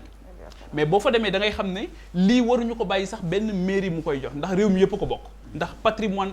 historique ak culturel ba fa nekk donc am na ci yoo xamante ni pour man il faut que ñu waxtaanee ko mais il faut que ñu d'accord sur la réalité du terrain ñu adapté ci texte yi te bàyyi texte yi nga xamante ni d'habitude bu ñu koy bind dañ ciy dugal ay galgal parce que boo seetloo Ousmane Tanor Dieng yàlla na ko yàlla yërëm bi ñu defee l'acte 3 de la décentralisation en 2013 le 29 juin 2014 ñu dem ci élection locale man seetaan naa benn émission ak Pape Alé Niang face to face waxooma pilu face mu wax ne ci acte 3 de la décentralisation amoon na une volonté ñàkk loo ñu ay mairie ay galgal yuñ ci roof ay galgal yuñ ci roof dafa mel ni tamit ci texte bi dafa mel ni tamit dafa am ay galgal yu ci nekk donc encore une fois cela ne doit gêner aucunement d'avoir un grand maire à Dakar déjà ñun suñu état yi dañoo am jafe-jafe pour jël en charge soxla yi kon soo amee maire bu la teggil soxla yooyu un grand maire qui travaille qui a une vision qui a une planification qui peut faire bouger les choses sur le plan diplomatique dem ba nit ñi respecté ko maa ngi fàttaliku élection locale yu 29 juin 2014 mais pendant toute la semaine d'élection mais da ngay gis Anne Hidalgo moo ngi doon jàppale Khalifa Sall sol t-shirt boo xamante ni coalition Khalifa Sall moo ci nekkoon c'était important du point de vue rayonnement di accueillir au Sénégal aussi de grandes manifestations mais pourquoi ñu bëgg a dindi loolu je ne comprends pas Yérim bismillah ci waxtaan Pape damay tontu ci ñaari point sama première partie réponse c'est purement technique après deuxième partie bi je vais parler de la politique du point de vue technique boo xoolee tey acte 3 de la décentralisation ville yi jariñutul dara c'est ça la réalité maanaam li ville yi doon gérer yépp dañ ko jël yóbbu ko ci commune de plein exercice c'est-à-dire Dakar par exemple il y a 19 communes yoo xam ne nii seen lépp compétence yu ci ëpp ville bi moo ko doon def loolu moo tax d'ailleurs Khalifa Sall amoon doole Dakar soo xoolee aussi acte 3 dafa ñëw rek maire yu bari yu mu contrôle woon dem seen yoon parce que moom moo yoroon koppar yi yor compétence yi di distribuer yëf yi bon xeexu politique nag moom xam nga ndeysaan dafay tuur deret te day tuur rangooñ xeexu politique dafa metti donc parce que Dakar bu ñu waxantee dëgg monsieur le maire dégg naa li nga wax bu baax da ne l'arbre qui cache la forêt mais Sénégal benn commune rek la am muy Dakar c'est ça la réalité parce que yeneen communes yëpp amuñu moyen pour def quoi que ce soit Dakar nag day def commune boo xam dafa am moyen am xaalis positionné wu ba pare ki yor commune Dakar daanaka président de la République moo ko ëpp doole fii ci réew mi. moo tax ngeen war ci wax ndax ñeneen ñi am. defal ndànk rek ki yor commune Dakar nag dafa dem ba benn moment yoonam ak yoonu président taxali ko. c'est ça la réalité donc fekk boobu ñu ngi réfléchir ci acte 3 et ci xeexu politique lañ nekk bon. te ñuy def loi bi aussi mooy ñi nekk ci nguur gi ñoom aussi ñu digal ay galgal ci loi bi loo xam ne dafay affaiblir Khalifa Sall c'est ça la réalité monsieur le maire c'est-à-dire que acte 3 bi yëpp maanaam Macky Sall ak Khalifa Sall bu ñu juboo woon acte 3 bi ni mu mel nii du mel nii ça tout le monde le sait mais comme benn moment Khalifa Sall dafa basculer dans l'opposition ba yor pare yor pouvoir boo xam ne parce que yor 60 milliards tu comprends am capacité d'action boo xam ne yaa ngi yor capital ba pare capital bi en plus représenté poids boo xam ne ci poids électoral bu leen ni kii boo ko tegee ci balance bi yëf yi day féete boor mais loolu problème politique dëgg la problème politique nag boo ko mën régler ci politique da nga koy régler ci loi c'est ça la réalité au fait donc techniquement tey mairie de Dakar ville de Dakar dañ ko vider ba nga xam ne dara desatu fa muy ville u Guédiawaye maanaam acte 3 bi li ville bi doon def yëpp dañ ko jël yóbbu ko ci commune yi léegi nag est-ce que dañu war a bàyyi léegi ville yi nii pour le symbole comme li soxna si wax pour l'histoire pas seulement hein. non parce que ville daanaka amatuñu compétence tey boo xoolee Khalifa Sall sax wax na ko ba leer nekk rek acte 3 bi dañ ma bëgg a empêcher ma liggéey mënatuma liggéey je ne peux rien faire mais damay bañ damay xeex n'est-ce pas parce que li mu yoroon li ci ëpp léegi communes yi ñoo koy def léegi est-ce que non c'est une question que je pose est-ce que dañu war a bàyyi commune bi pour l'histoire maanaam symbole bi ñu koy gis wala est-ce que dañu war a revenir ak ci loi bi parce que aussi ville yi di exister rek pour exister amul sens. loolu moom amul benn sens. maanaam créer ay villes yoo xam ne day am ay fonctionnaires nit ñi dawal ay oto di jël ay salaire di yéeg di wàcc te liggéeyuñu dara loolu aussi jariñul dara ñaar rek a mën a nekk soit ñu dellee villes yi seen compétence wala boog villes yi ñu jël leen tege nel ne leen parce que boo créer ville boo xam ne dara nekkatul ci biir loo xam ne amatuñu benn compétence géretuñu benn xaalis mënatuñoo def dara da ngay teg ville bi nii pour nit ñi di jël ay salaire rek di dawal ay oto di consommer ay carburant loolu amul sens bon bref décentralisation pour man Sénégal dama jàpp man sama xam-xam bu gàtt ni décentralisation amul Sénégal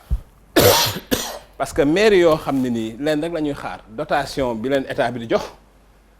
ak maire yoo xam ni sax pour régler seeni problème li leen kii mooy jaay suuf si parce que loolu aussi mooy réalité bi tant que loolu la ñuy woowee décentralisation bañ a décentralisation moo ko gën man li ma gëm mooy tey bu ñu bëggee décentralisation am Sénégal dañuy dem ba au bout naka la ñuy demee au bout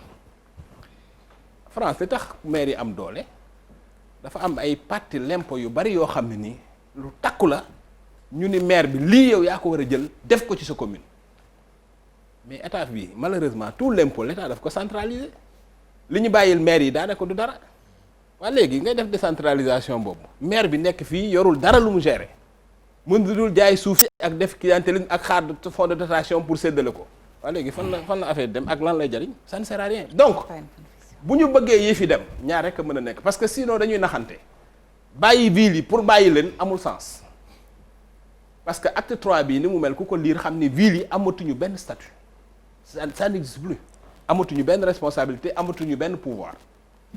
léegi ñaar mën a am nga soppi loi bi jël li nga jële woon ci ville yi delloo leen ko wala boog nga xool ban statut ngay jox ville yi loolu rek fi mën a nekk li ci des nag globalement man li ma gëm mooy gox bu ne ñoo gën a xam seeni màtti ñu koy waxee seeni màtti lal jàpp naa ni décentralisation ñu ngi koy wax bi ñu amee indépendance ba léegi mais bu ñu ko defoon réalité ba tey réew mi weesu na fii parce que réew yu avancé yëpp c'est la réalité quand même réew yu avancé yëpp développement mi ngi tàmbalee déjà ci gox-goxaan bi ci gox bi ci mairie bi ci département bi ba àgg ci biir bu fekkee ku nekk gox ba nga nekk defar nga ko réew mi day xëy suba rek baax mais Pape il faut ñu xam ni tant que man li ma gëm mooy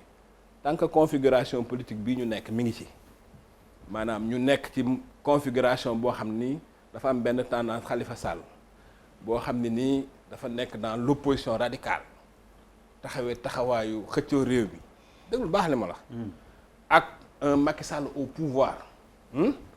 bii li moom même bu fekkee ni supprimer wuñu leen bii li duñu dox objectivement li may wax nii c'est au-delà du point de vue technique c'est la réalité politique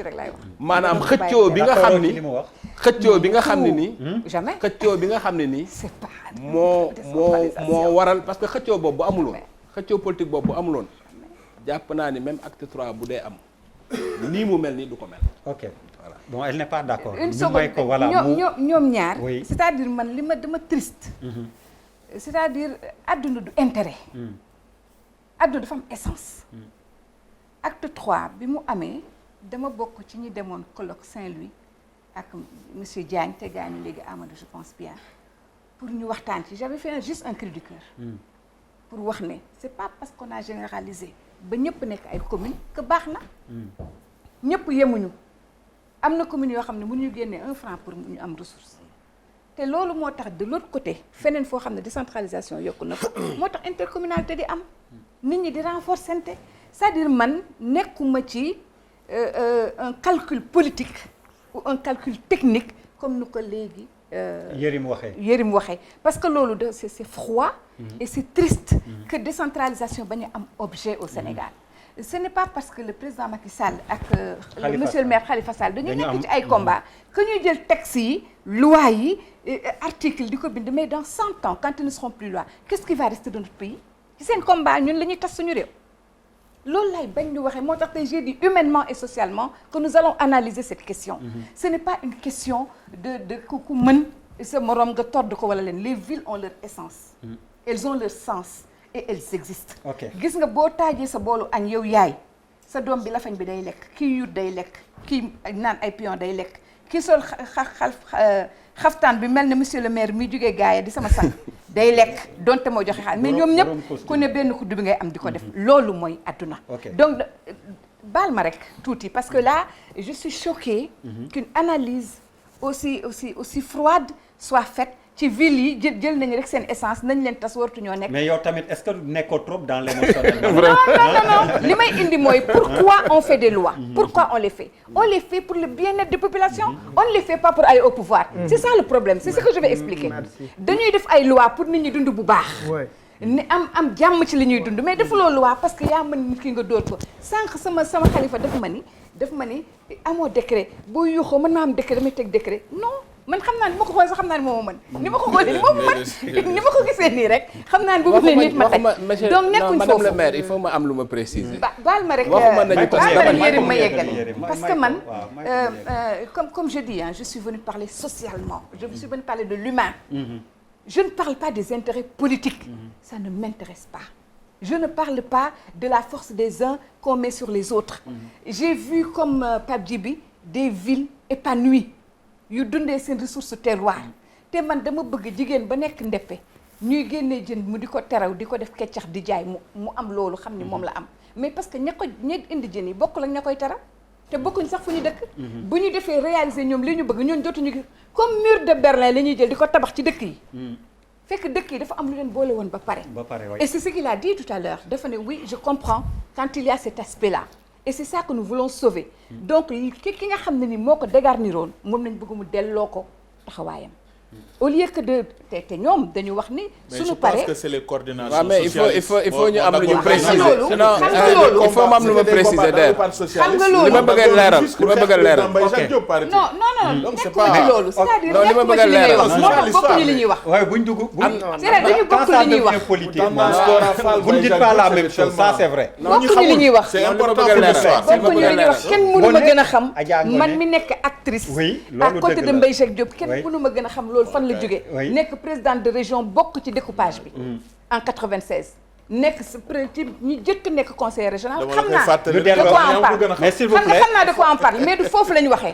dama ni xam nga xaaral di nga dama may ma rek mënuñu tas ville de Rufisque par exemple bàyyi ñetti arrondissement sur Rufisque yoo xam ne dafay tax ñoom dootuñu am lien man loolu lay wax waxuma ci bu nañ ko def nii wala ne ak ku ko defoon c'est parce que on demande aux Sénégalais parce que nous sommes là seen yëg ci débat bi dinaa dellu si waat mala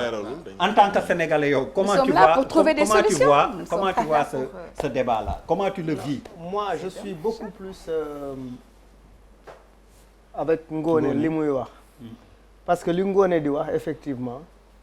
c'est-à-dire c'est une sorte de rupture sociale qui se crée rupture sociale bi lan moo koy indi mooy effectivement dañuy créer ay frontières Yérim wax na ko léegi ne effectivement la ville n'existe pas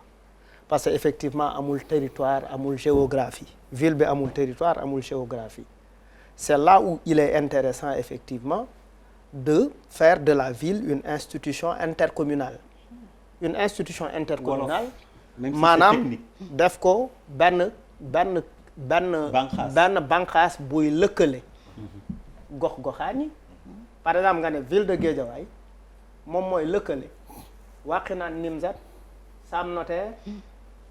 Gounass Ndiarème Limamoulaye et cetera c'est-à-dire nga wax ni moo koy lëkkale ñu ne effectivement li nga xamante ne moom la ville bi war a yole mooy les grands travaux tabax stade les grandes routes gérer les ordures ménagères et cetera li muy wax ci man tey bu ma jékki-jékkee nga ne ma on élimine Guédiawaye mon sentiment d'appartenance dama naan mais nan la demee nii c'est-à-dire je vais me retrouver maintenant sans Guédiawaye quoi c'est-à-dire je me sens exclu je sens qu'on m'arrache dafa am lenn lu ñuy faqat dafa am lenn lu ñuy faqat ci man c'est tout ce que je dis loolu boo xoolee au Mali avec les Touaregs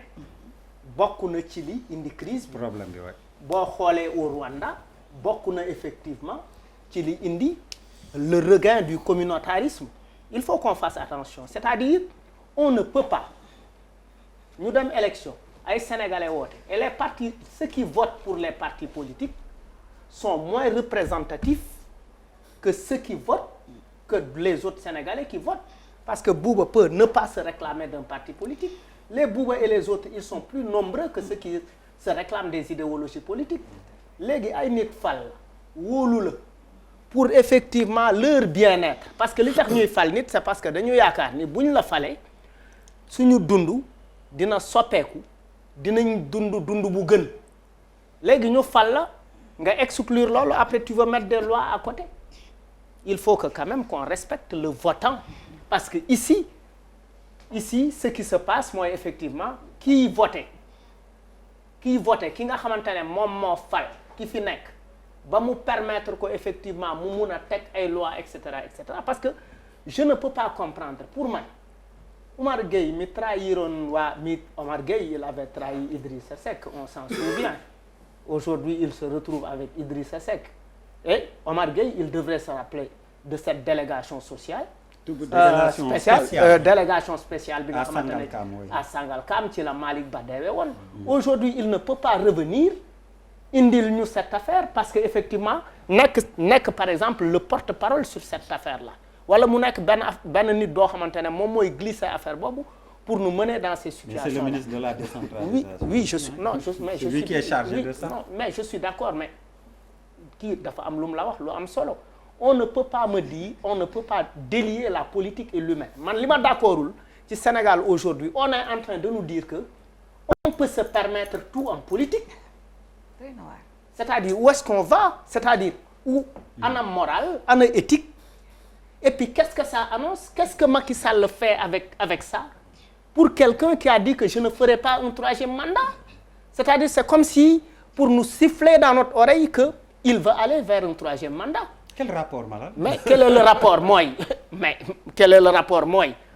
oui je suis faible parce que par exemple je te donne benn affaire bu très simple. à Pikine président Macky Sall. non may ma Abdou Khadre may ko benn affaire bu simple laa lay jox. waaw. à Dakar ils ont énormément de problèmes dëgg la wala dëgg pour gagner Dakar. Non. Bon, à la présidentielle, ils oui. étaient presque à 50%. À Dakar, ici, Yérim wax na ko. Comme il dit, avec le système ici, de Khalifa Raw Sall, même sans être maire, il continue de peser quelque chose. Il continue d'être important. Ouais. Il est entre guillemets le baron de Dakar. Il peut faire et défaire. Il a quand même cette sympathie des Dakarois autour de sa personne. Il peut faire et défaire. Oui. Pour gagner Guédiawaye, Aliou Sall n'est pas venu comme ça pour gagner Guédiawaye. Il a fallu convaincre Malick Gakou pour que mu bañ a dem. À Pikine, il a fallu que l'autre là. Timbo. Il a fallu non amoon na Pape Sagna Mbaye etc. Donc en fait il faut que quand même qu'on remette sur cette table en fait lan ban jeexital lay am ci askan wi. Ok. C'est quand même important parce que. Alors Bouba, c'est quoi ton avis sur ce débat-là dafa politique wala ni ma koy waxee rek depuis le début yow gëm nga ni ñi cohérence territoriale moo leen yëkkati ñu bëgg a jubbanti loo xam ni waroon nañ ko def depuis longtemps peut-être. waa Der man en fait leen moom may gën a jaaxal. mooy que yàlla xam ne ne même ñun ñi fi nekk. peut-être am na spécialiste ci domaine boobu mais wóoram ni Sénégalais yi seetaan 90% li ñuy wax comme ay chinois lay doon. parce que. te loolu mooy suñu problème ñu dañuy nekk ci ay dëkk yoo xam ne dañuy bëgg defal population yi dara te population yi ñu koy defar ni ñuy waxee ñoom sax comprendre wuñu dara. je te jure dañuy seetaan ba pare ne mu mel ni benn chinois la ñu teg fii muy wax parce que et ils le font exprès parce que dañ koy. ñan ñoom xaar. non je parle en général non damay wax que ni problème bi ñu gën a am Sénégal et c'est un problème global. mooy boo jiitee ay nit da ngay wax ak ñoom te booy wax ak ñoom da ngay wax ak ñoom ci lu ñuy comprendre sinon wóor na ma ne bi débat bi jógee ba léegi sénégalais lambda boo ci laaj dafa mel ni yaa ngi koy wax Chine xamu si dara parce que vous le faites exprès ba nga xam ne le débat dafay des ci yéen te nit ñi nga xam ne ñoom ñooy fal nit ñi bu ñu toogee seen kër war nañu comprendre ci lan ngeen jublu xam nga boo nee décentralisation nga romb seen 50 nit nga laaj la xamuñu ko déjà changer leen loolu avant ngeen di wax dara dañu war a changer comment on communique avec le Sénégalais pour que nit ñi ngeen jël li ñu xalaat au vrai sens du mot débat bi bañ a des rek ci benn nombre nit et je pense que ça c'est très important donc et sur toute la ligne muy pouvoir muy opposition débat wu décentralisation yeeg yooyu indi leen ko ci benn langage boo xam ne population yi nañ ko comprendre sinon c'est des chinois ñun ñiy toog fi sax des fois monsieur le maire mi ngi wax mais maa ngi naan te xam nga donc dafa doy waar quoi beneen bi mooy wóor na ma ni monsieur le maire du maire gaaya rek boo maytul kese wóor na ma ni du maire parce que bu ñuy attaqué dara dañ koy attaqué si njëlbeen moom mooy boo jëlee maire yi nekk Sénégal fii maire bu ci mën a defal sa commune dara rek c'est parce que am nga benn poste foofu feneen foofu ngay jëlee am moyen ministre de tel maire de tel ci tel la ngay DG de tel maire de tel fi ngay amee dara moom ngay jël yóbbu sa dëkk mooy boo nekk damay wax que ni boo nekkee opposition nekk maire dee nga parce que dara doo ko yor foofu la problème bii njëkk am lan la cumul de fonction loolu la ñu war a njëkk a régler qui doit être maire dafay yeewoo ci dëkk ba muy dëkk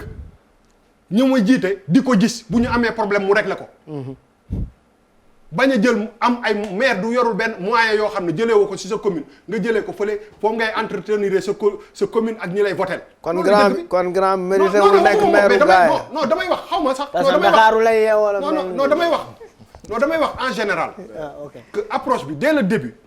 parce que bu ñuy wax ak nit ñi aussi buñ ñu nax quoi moom mooy que commune yi seen bopp ñu si gën a bëri maire ba leen di defal dara xam nañ ne xaalis boobu jógewul ci commune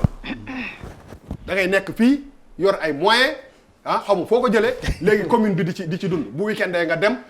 sa bamba maasa bu kii ñëwee nga ñëw tuur xaalis sa commune ba gars yi voté la loolu moom la ñu war a njëkk a dindi beneen bi moom mooy dëgg te ñu may seetaan ñëpp xam nañ dëgg la nañ waxante dëgg sama gars yi amuñu doole mais am na ay maire ay communes yu ndaw yoo xam ne seen maire parce que c'est un ministre de temps wala DG de temps yor budget yu rëy nga dem ci dëkk ba gis que ni moo fi def li moo fa def li te boo ko nee foo jëlee xaalis ba nga fa def mënu la ko wax mais ça pose problème donc ñun approche bi ci njëkk dañuy fausser yëpp mooy cumul de fonction bi il faut ñu waxante loolu est-ce que maire bi war na nekk ministre ba pare nekk maire est-ce que maire war na nekk DG ba pare c'est une question très importante parce que pour man ki mën a développer commune am dëggantaan mooy kii nga xam ne day basé wu ci ressources yi foofu di ko jéem a développer di def dara sinon affaire politique la ñuy indil beneen bi moom mooy que ci Afrique état yi dañu bëri doole te waruñu bëri doole man damay jël Dakar rek mais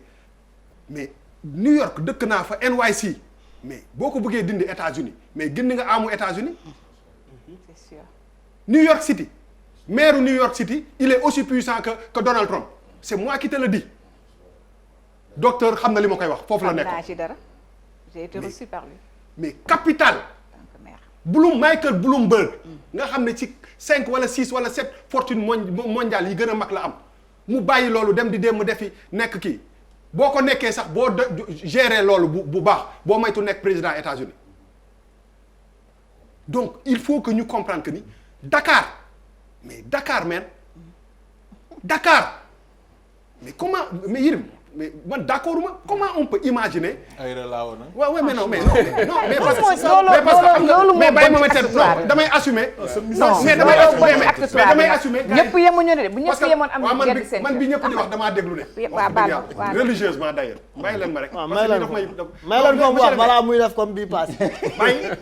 ci musique bi arrêté woon nañ la mais bàyyi bii ma déroulé. waaw dama ne parce que quand je dis Dakar mooy capitalu Sénégal.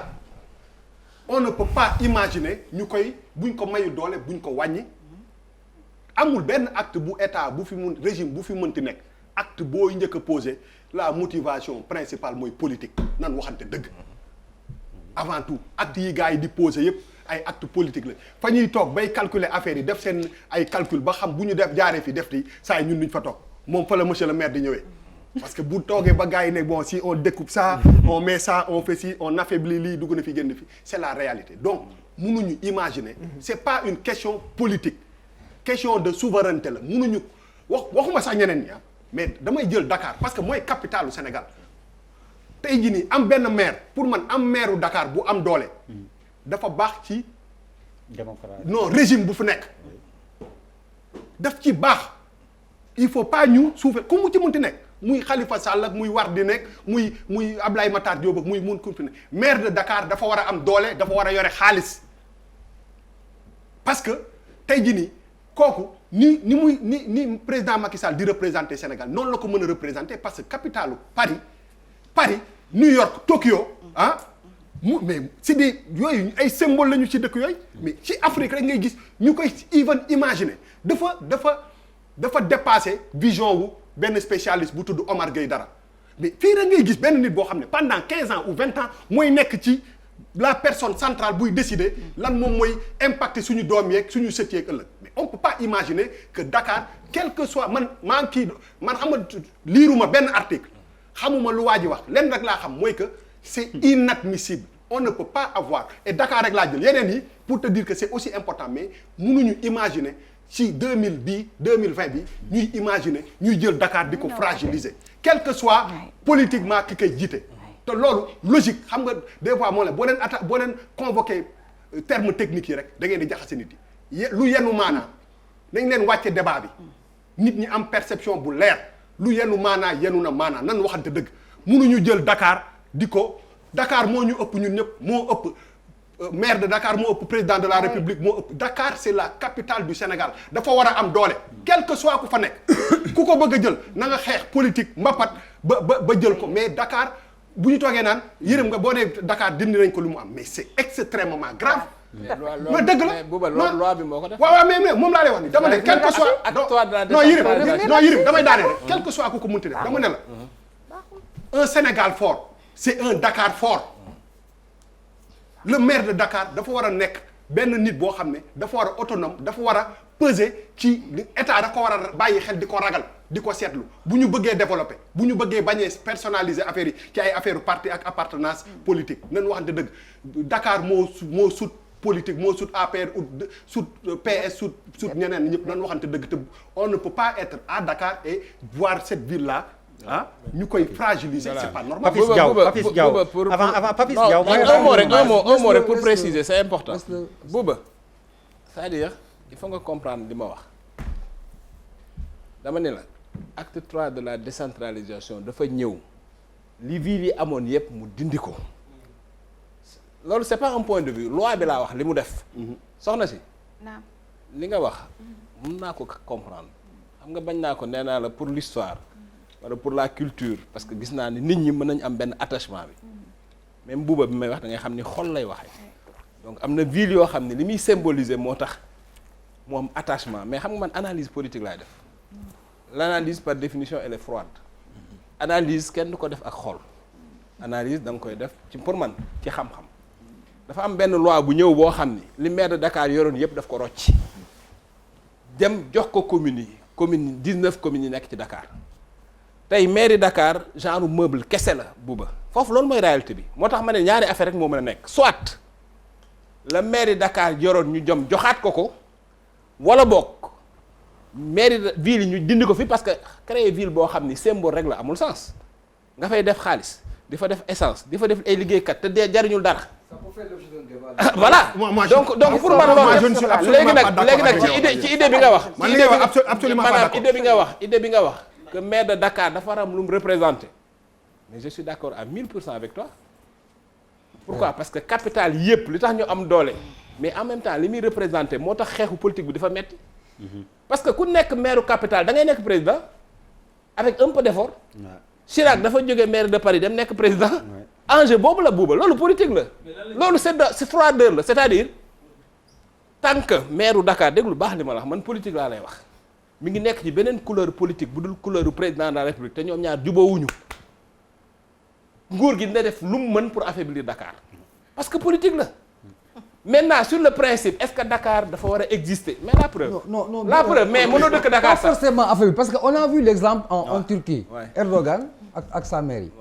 le maire d'Istanbul. mais il n'a pas changé les textes. mais mu xeex ko. mais pas il n'a pas touché les textes. c'est tout il n'a pas touché les textes. Erdogan il a fait tout ce qu'il a pu. mais il n'a pas touché les textes. mënu ci dara là le texte quoi. il a fait révolter on l'a rebattu et puis c'est reparti. Papis Afrique lañ nekk dafa am ñaari affaire dafa am l'idéal li ngeen wax ba léegi waxaguma ni da ngay am l'idéal mooy li war a nekk li war a nekk buuba mooy l'idéal ñëpp d'accord nañ ci mais àdduna dafa am l'idéal et la réalité maanaam li war a nekk ak li nekk li nekk tey mooy am na xeexu politique boo xam ne nii écoute-moi bien tant que xeexu politique boobu mi ngi am ñu nekk ci nguur gi lu ñu mën a def pour affaiblir Dakar dinañ ko def. ok mais loolu kenn allez, weddiwu ko compris. loolu kenn weddiwu ko. la parole à Papis. loolu kenn sur le principe. La parole à Dakar ça Papis. doit être parce que Dakar mooy vitrine Sénégal. Là sur ce plan on est d'accord. La parole c'est-à-dire à plus Papis, un maire de Dakar est Yérim, puissant, c'est la parole. mieux c'est pour le Sénégal. La preuve bi ñuy dem signé ji pour les Jeux Voilà. Olympiques c'était C'était le maire de Dakar, Wardini, Macky voilà. Sall et le président du CIO, voilà. Knos Diagne Ndiaye. Et bien ñoom ñett ñoo dem taxawal Sénégal. ah damay dégg décentralisation ci débat bi ça revient. Pour une fois j'ai pensé au président Diouf c'est lui le promoteur de la décentralisation. Avec les 19 coordinations de Dakar. Ah non, c'est Diouf qui a lancé la décentralisation. Ça c'est politicien. 19 coordinations. C'était 19 barons qu'il fallait servir. C'est la C'était pas pour décentralisation. servir les populations. Alors c'était une brèche pour wàccee gars yi C'est bien. calme tuuti. Ça a commencé à... Voilà donc en fait dafa am benn y a quelque temps te yàggul dara dafa am benn rapport ARMP bu génnoon. Rapport bu génnoon ñu indexé si la gestion des mairies des maires temps yàggul ba ñu je m'étais arrêté sur le cas de Talla Sylla mu doon def benn muy mettre en exergue doublon yi am ak interférence yi nga xam ne dafay am là on te dit la commune voilà où s'arrêtent ses prérogatives et ses potentialités fait ville bi fait la war a yem Talla Sylla wax joxe benn argumentaire moi ça m'avait beaucoup marqué et j'avais dit ce jour-là j'avais répété encore que il faut ñu xoolaat yenn affaires yi parce que li mu wax argumentaire dafa dëgër en disant que mënoo nekk dans un pays qui s'appelle le Sénégal ngay gérer benn institution bu am un temps soit peu même bu fekkee 100 francs la ay situation di am doo def social doo dimbali nit je sais pas si vous comprenez c'est Bien vrai sûr. mënoo nekk am ay néew di doole ñoo xam ne amuñu par exemple ouverture ñëw ñoo xam ne boo leen jàppalewul seen doom du dem école quand la commune wala la ville quel que soit man les noms ne m'intéressent pas man c'est l'efficacité qui m'intéresse bu fekkee ne amoon luñu mais ban njëriñ lañu fa am y a des trucs basiques comme je les appelle c'est des choses basiques mais loolu dafay andiwaat li tax ñuy soupçonner que y a des mais oui y en a parce que mais toutes les alertes ont été posées bien avant ñu koy finaliser les gens ont dit que attention les experts on les a écoutés ils ont dit il y a des imperfections par anticipation on va aller vers des problèmes bu fekkee lii la continuer les gens ne se sont pas arrêtés maintenant la question qui se pose qui s'impose à nous tous aujourd'hui quand on est neutre bien sûr mooy pourquoi subitement dans ce contexte on le fait pourquoi subitement dans ce contexte moi si j'avais la réponse man je serais beaucoup plus à l'aise benn affaire bi oui je suis preneur benn affaire mooy finalité bi rek moo ci am solo pour man c'est-à-dire il faut pas qu'on soit dans l'émotion également et que dëkk àdduna dafay avancer ce qui existait il y a 50 ans mënul nekk aujourd'hui wala lu ci wàññeeku dafay bari en d'autres termes il faut ñu am benn consensus qu'on comprenne qu'est-ce qu'on veut réellement est-ce que c'est un développement global ou un développement de segment non je ne dis pas que tu n'es pas obligé d'accord quoi Continue. man mi d'accord. non mais non mais fu Papis dëkk buubu. Géejawaay xamu ko kenn xamu ko. Géejawaay Parcelle la booy parcelle la. dama la ko dëkk fenn fii. Papis continue. chaque mois mu doxu. moo ma kii kay dama. je peux y aller xam nga Papis C'est très grave. Il taxe Finance lettre SDF. Nee na chaque mois nga Et tux. vous savez, c'est moi. vive mon indépendance Allez, on laisse terminer. vive ma liberté alors man li ma bëgg a xam li ma bëgg a ànd ak Sénégal et c'est ça qui les intéresse parce que Bouba Sall mu ngi koy wax ne gars yi ñu ngi déglu am ñoo xam ne duñu comprendre moi je fais partie de ces gens-là parce que les gens créent des lois et nous on les subit on n'est pas concepteurs de loi et tout moo tax ma ne la finalité moo ñu amal solo ñun que ça soit ville commune njeexital bi moom moo am solo nañu taxaw foofu loolu mooy intérêt Sénégal le reste c'est de la théorie. Alors Pape Djibril balaa may ñëw ci yow depuis sànq Abdou Khadre mi ngi bëgg indi ay précisions. waaw xam nga d'abord fi Papis tàmbale rek laay kii. sa préoccupation par exemple. bu ñu jógee ville dem. waaw non ça s'appelle comment conseil maintenant bi xam nga conseil wax naa départemental non dafa important. waaw. Est-ce que conseil départemental bi ka koy jiite dina continuer dimbali ni mu wax par exemple rubrique bi ngeen daan am le social là. pour bu ouverture secours, amee secours. wala je sais pas. Secours aux c'est par indigents. exemple les gens se posent cette question par exemple. Waaw. ndax dinañ am toujours nit bu c'est-à-dire mel noonu dans un di leen pays dimbali. sérieux waaw léegi Dama mais lay laaj dans un Abdou pays Khadre. sérieux sax loolu waruñu fa nekk rubrique boobu. xam nga de non le citoyen su ma lambda duggoon ci yenn détails yi waaw. dina valider le Parce que principe nous, on de ne sait pas, hein, complot. on Non, déglu demande. rek. Non, c'est que xam nga man je vais être entier. Oui. su ma xam nga calcul moom escalier sax bu ko yéeg di nga xool est-ce que sa tànk du mbas. xam nga nit aussi di janoog nit ñi di leen wax nii da ngay gëmm rek di def wala di wax sa àdduna loolu gor bu ne war na ko moytu mais dama bëgg ñu delloo si lépp ci ngor ak nawlante man dama ni Dakar sunu capitale la war nañ ko aider mu compétir Dakar war na nekk vitrine bu set. Dakar war nañ ko yor ci ngor war nañ ko yor ci lu leer. mais Dakar aussi mais waratuñ ko continuer di ko bunkeriser ay politiciens ñu koy def antichambre opposition dañ waxante dëgg loolu sama point de vue la mais dama ni déglu ma xam nga tey dañuy wax ni en Afrique on n'a pas besoin de président fort on a besoin mais pourquoi le parti on a besoin qu'est-ce d'institutions fortes. qu'est-ce que le parti au pouvoir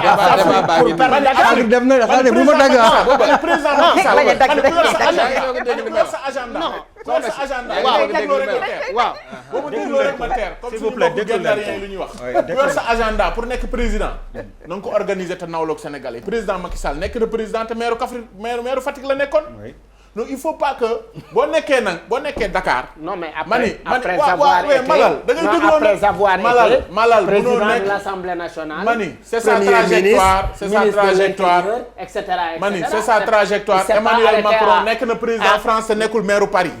Michael Bloomberg yor Bloomberg propriété nekk ci milliardaires yi gën a Il n'a même jamais eu de poste Mani électif bokkagul Macron. sax nekkagul sax qualifié gul sax ci seen primaire yi pour nekk un candidat Oui, donc oui. xam nga gis nga nit ñi yu bari dañuy dem bañ def hors sujet mais c'est-à-dire su amee amalgame tey man d'accord naa ci li Bouba wax cumul de fonction warul am maire bu nekk dañ ko war a delloo ay ressources am ak daywaayam mu toog fa di toppatoo nit ñi bu loolu amagul nooy def da ngay décréter révolution wala da ngay yor ay armes di xeex déedéet. da ngay wut ay avancées progressives di dem. Non, donc bu fekkee am na ay mooy sa débat de conviction- fond. bu mais fekkee- dama bëgg rek de la même yéen manière loolu leen arrangé de. de la même manière Dakar war na compétir. Ouais. Aujourd'hui Dakar cosaan fu mu yemoon ku ko xam fii frontière Dakar cosaan ñu ngi wax Dakar ku nekk naan man nangam man frontière Waalo fu mu yemoon xam am naa une idée mais xaw ma ko tey. Waalo du Dakar. c'est-à-dire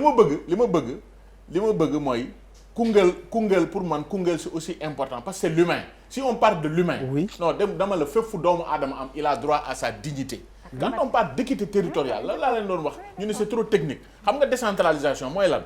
mooy principe de subsidiarité maanaam état dafa sore trop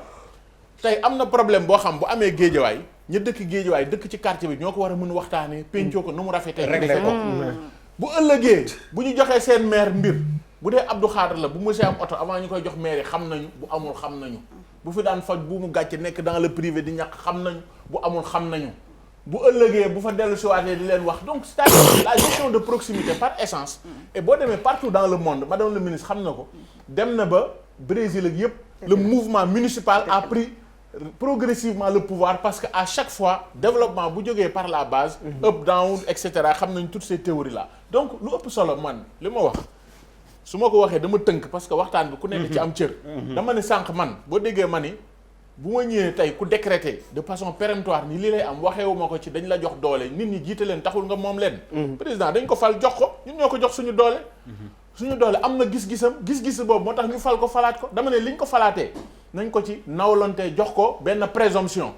ñi nekk opposition wala am yeneen gis-gis am nañ seen xalaat question bu mel ni décentralisation dafa am solo su teewee suñ la wooyee yow nga ne doo ñëw ci table négociation bi par presse interposée nga ñuy wax sa xalaat mais nan la dialogue di am moo tax sànq ci njalbeen ma ne tey bu fekkee am na ay dëkku cosaan am na ñu am histoire am na ñu am culture am na ñu am vécu nañu waxtaan tenir compte de ces réalités mu am une sensibilité humaine ñu gérer parce que réew dañ koy tabax ci cohésion mais cohésion boobu pour ñu tabax ko nag doo ñëw man décrétellement yow mi féete fële ni réew mi dafa am Mamadou ak Mamadi mooy Dakar war nañ ko dimbali mu compétir l'arbre ne doit pas cacher la forêt on parle de 5 villes wax naa taarixu dëkk yi nga xam ñoo njëkk a nekk commune Dakar njëkk a nekk commune Rufisque mais capitale lu tax mu am Dakar dañ ko fi samp bi ñuy changé capitale bi jëlee ko Ndar mbokk Guet Ndar yi président Senghor daf ni yéen waa Guet Ndar lu ma leen wax war ngeen ko gëm ndax bi ma leen waxee damay jël capitale bi yóbbu ko Dakar gëm ngeen ko mais xeer yi jalaañoo nit ñi sànni ko non dama leen wax c'est-à-dire aussi tey Guédiawaye ñu ngi koy wax mais Guédiawaye amagul 50 ans 70 ans. am ay dëkk yu am ay 200 ans. mais c'est vrai que Guédiawaye am na 50 ans. oui mais Guédiawaye ak Dakar aussi bokkul. ndax yéen da ngeen di wax pas diw ñoo nekkandoo woon Rebeuss fii la ñu toxal. Guédiawaye am na 53 ans. donc dama wax bu ñu xeebal kenn nag. man xam nga léegi nag pour respecter ñëpp. oui dama ni parce que position bu may wax ci biir néeg ak instance samay nawle maire ak pour ñu dama ni nañu ku nekk ndax bu ñëpp yemee am ku gedd sa cër. ndax on ne choisit pas sa géographie te Dakar yàlla moo fi créé ay circonstances ba nit ñi ñëw fi tey capitale bi day changer suivant les périodes Diamniadio am na lu fay xew màggal bu amee ñëpp dañ naan capitale bi Touba la gàmmu bu amee ñëpp ne capitale bi fële la peuple donc le leadership pour man territorial il est situationnel il n'est pas statique en fonction non yaa ngi wax yéen mais nangul leen ko xam naa si c'est trop vous n'êtes pas d'accord ne nangul leen ko comme buuba naa ko wàcce mais pourquoi période bii rek fa laa yem pourquoi s'il te période plaît bii parce que j'ai un patron la publicité phasage réforme bi la réforme Papis bàyyi ko non mais si Papis il a le droit de le le dire leadership il est situationnel il n'est pas statique yow tey sa benn employé da ngay ñëw fii da ngay ñëw fii di ko commander nga dem mu defal la beneen cours nga dem beneen classe def cours du soir mu nekk sa prof on parle de Dakar man. man je parle de leadership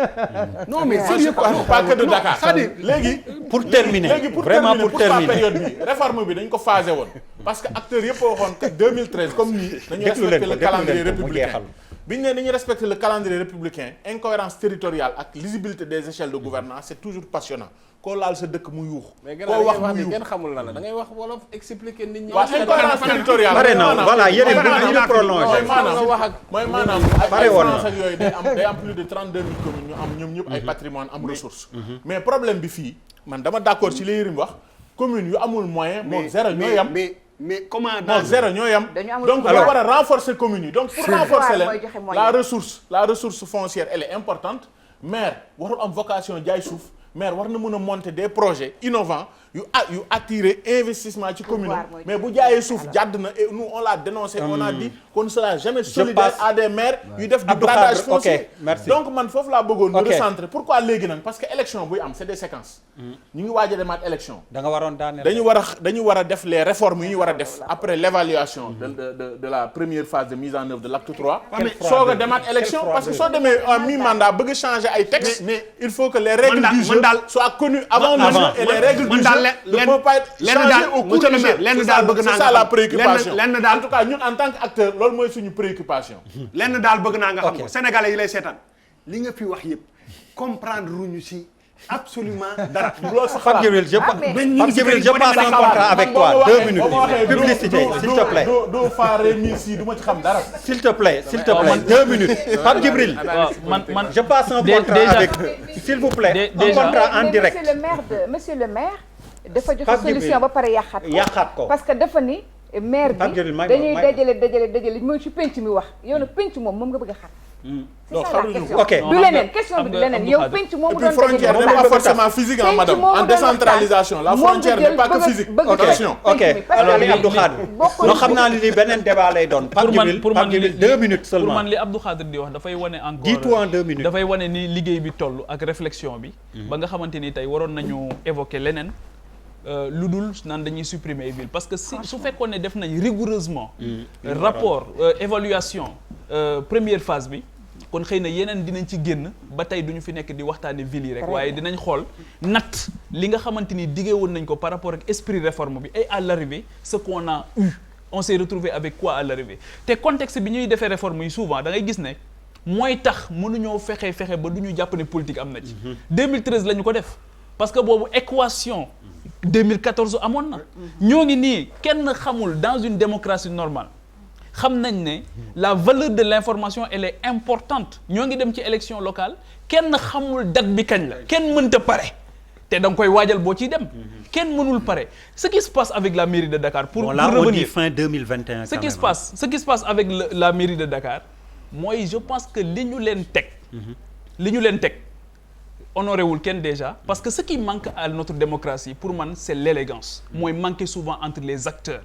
yëpp nag aussi bien l'opposition comme le pouvoir mais aussi bien les autres plages de confiance yi nga xam dafa war a am dans une république Abdoulaye dafa wax Khalifa Sall ne ko travaille autant pour moi loo liggéey mën ngay liggéeyal cohabiter avec moom de 2009 à 2012 nga xamante ni dem nañ ba ñuy reprocher Khalifa Sall n'importe quoi mu wax ne je revendique ma proximité avec le président de la République parce que su ma ko deful du ma liggéey il faut que may wax ak moom. mais dafa gérer nag Khalifa Sall dafa gérer pas bi aussi. waaw donc dafa gérer pas bi pour mën a liggéey. pour man cette gestion là l'autre nom de cette gestion. élégance loolu aussi c'est important. personnaliser les questions. ñu terminer non la publicité on tout est personnel monsieur le maire. affaire bi amul débat bi ñu Yérim s'il te plaît, yow c'est xam pas nga ne Djibril amul qui a la principe parole. amul loi amul dara Yérim, lépp c'est problème pas nit Djibril qui a la parole. pour man l'autre nom de cette gestion bi ñu tuddee entre les hommes de cette relation humaine mooy élégance dafa war a am parce que dafa am question yoo xamante ni dama daan dégg Yérim mu koy wax avant 2012 c'est des questions transcendantales c'est-à-dire que c'est des questions yoo xamante ni foog ñu élever ko au-delà des hommes que nous sommes parce que dañu fiy jógee ëllëg bàyyi ko pour la postérité est-ce qu'on prend la rendez-vous avec l'histoire tey jii bu ñuy wax ne la ville de Dakar dañu tey jii l'équipe bi fi nekk nii mais ñemewuñu engagé de grands projets parce que en 2019 am nañ excédent de recettes de 10 milliards en 2020 dinañu am excédent de recettes de 7 milliards mais ñemewuñu dem ci léegi pourquoi on parle de la ville l'importance de la ville mais c'est la mutualisation c'est la planification c'est la prise en charge de certains enjeux tey jii lan moo ñu dal en Afrique surtout en Afrique de l'Ouest parce que nous ne sommes pas dans des États nous sommes dans des micro-États nous avons été balkanisés sur certaines questions mais mënuñu ko régler tey jii pourquoi mënuñu am politique agricole commune pourquoi la question de l'immigration mënu tey jii ñiy jaar ci désert bi ak ñiy jaar ci géej gi Sénégal rek mënu ko régler nan la ñuy demee dans des politiques communes mais au niveau aussi endogène il faut ça loolu moo tax la ville dans le cadre de la planification dans le cadre du transport urbain, dans le cadre de la mobilité urbaine, dans le cadre de l'économie locale, dans le cadre de la voirie, du pavage, mais il nous faut une ville qui réfléchit pour tout le monde sur certaines questions. Les trucs sociaux, mën nañ ko daal di bàyyi nag commune yi mais il faut que ñu am njaatige te nañu bàyyi tamit exemple yi ñuy jël muy Douala ak Abidjan. Je suis désolé mais c'est des exemples yoo xamante ni. non may leen ma avertir correct xoolal maay sa grand festi booy waxati ba naan au niveau endogène wàcceel affaire bi ma mën a comprendre xam nga maak samay morom booy bi dafa waane foog ma koy avertir Papi je suis désolé ngoone laay may une minute benn mot laay wax waxal benn mot bi ngoone tëj publicité sama vrai patron publicité yëglu na depuis 10 minutes on parle de tool yu bari na mais on parle de ville intelligente maintenant dans le monde di xew c'est vrai mooy on parle de ville intelligente xaw ma nag gars yi seen ay prévisions sóoraale nañ loolu wala sóoraale nañ ko mais adduna bi foofu la toll ville intelligente ok une minute et ça veut dire c'est tout un débat lu yaatu la lu ñu war a mën a waxtaanee pendant 2 jours. 1 minute pour la pub. acca mënuñu imaginer ah lii gars yi di jéem a def bu boobu. du dem fenn ñu teg ko suuf parce que moom laa lay wax on ne dafa c'est ex non c'est ex ku mu mënti doon non c'est extrêmement grave. ça veut c'est-à-dire que xam nga ville ah ñi fa dëkk sax dañuy revendiquer. surtout capital mais boo ko mayul doole bul ko wàññi te ñun xam nga lu ñu comprendre mooy que Dakar war nay mën a di attirer maire yi ay Dakar affaire war nañu mën a attirer ay investisseurs war nañu attirer xaalis te loolu da nga koy may doole pour mu defi ko mais munoo commencer naan da ngay c'est impossible inimaginable. Adja Ngoné pour ñu tëj tañ bi 1 minute. comme plaidoyer vraiment humain nga doon defar. pour ñu tëj thème bi moo tax ma cëral la ko. waaw jërëjëf maa ngi la ciy sant bu baax. pour ñu tëj thème bi man damay gërëm président Macky Sall. parce que nous a reçu ce matin un caucus des femmes. de la parité. gis naa image yi. alors parce que il y a au Sénégal 567 collectivités locales où il n'y a que 14 femmes. yu nekk chef d'exécutif local. maanaam juróomi téeméer ak juróom benn fukk ak juróom ñaari gox-goxaat moo am Sénégal. ci fukk yi rek ak ñeent moom la ay soxna jiite. te développement durable bii ñuy dem ku nekk xam na ne jigéen ñi dañu am liggéey bu ñu ciy def à la base. gannaaw nag ñoom comme ñoom nii doole la ñuy demee ñoom ils écrasent tout sur leur chemin ñu di leen ñaan ne nañ ñu cëral fu ñu mën a éclore ñun tam suñu ay talent yéene yi ñu am ci gox yi ñu mën ko joxe ba gox bu mel ni Ndakaaru soxna téye ko gox bu mel ni Rufisque wala feneen ay soxna téye ko pour wone la capacité des femmes de conduire ces politiques. bi ñuy nekk ak Anne Hidalgo on a fait la même chose mais exemple Brésil bi nga jël bañ ciy dem Porto Alegre bay am de jël pouvoir local muy am doole mais c'est parce que li ñu sóor mu njëkk c'était de rendre le pouvoir aux citoyens doomu aadama bi dëkk ci gox bi ñun moom la ñu njëkk a sóor pour mu am jàmmam pour mu am wér-gu-yaramam mu am alalam économie am dox terroiram dox mais sóoruñu woon kan mooy nekk ci kaw bëgg a accaparer tous ces pouvoirs pour rek di nekk président wala pour rek di nekk njiit. Nous demandons, le seul plaidoyer que nous faisons à ce président qui nous a écoutés ce matin, mais vraiment avec attention, qui a accepté, compris que war nañu am espace de discussion ba nangul ñu sax créer ñu ci turu madame Khady Fall Tall parce que moo ko proposé un conseil national pour mën di discuter ak femmes leaders yi kooku ci boppam la ñu bëgg mu yaatal ci li mu jaboote ak ci li mu am ci li mu téyel ñu suñu patrimoine ba ëllëg suñu culture am sens gis nga culture moo ëpp alal que xaalis. alors madame Ngoné parce que c'est le pouvoir Adja Ngoné parce que c'est le xam nga dafa am lu xew transhumance mbaadu da ngay wuyu ji président wala da nga nekk ci yoon bi waaw wala déet rek. non yéen tamit. man maa ëpp. ni transhumance ni leneen man defatuma action politique à la base. ok laaj la woon rek. dama yore ONG bu ñuy wax FEMIDEC. muy liggéey ci migration ñu am lu ñu doy sëkk ay wax. kon jeex na mais nag ñu am sunu xam-xam tontu bi leer na. ñu am sunu xam-xam aussi. yéene ko sunu gox yéene ko sunu dëkk yéene ko sunu réew. xam nga bi ma toogee fii te yëpp di wax mi ngi mel ni damay opposé wu. pourtant opposé wu ma dama doon dolli. leer na ci panier bi nga xam ne moo nar a conduire les politiques. dañ koy def chroniqueuse. Merci Malal.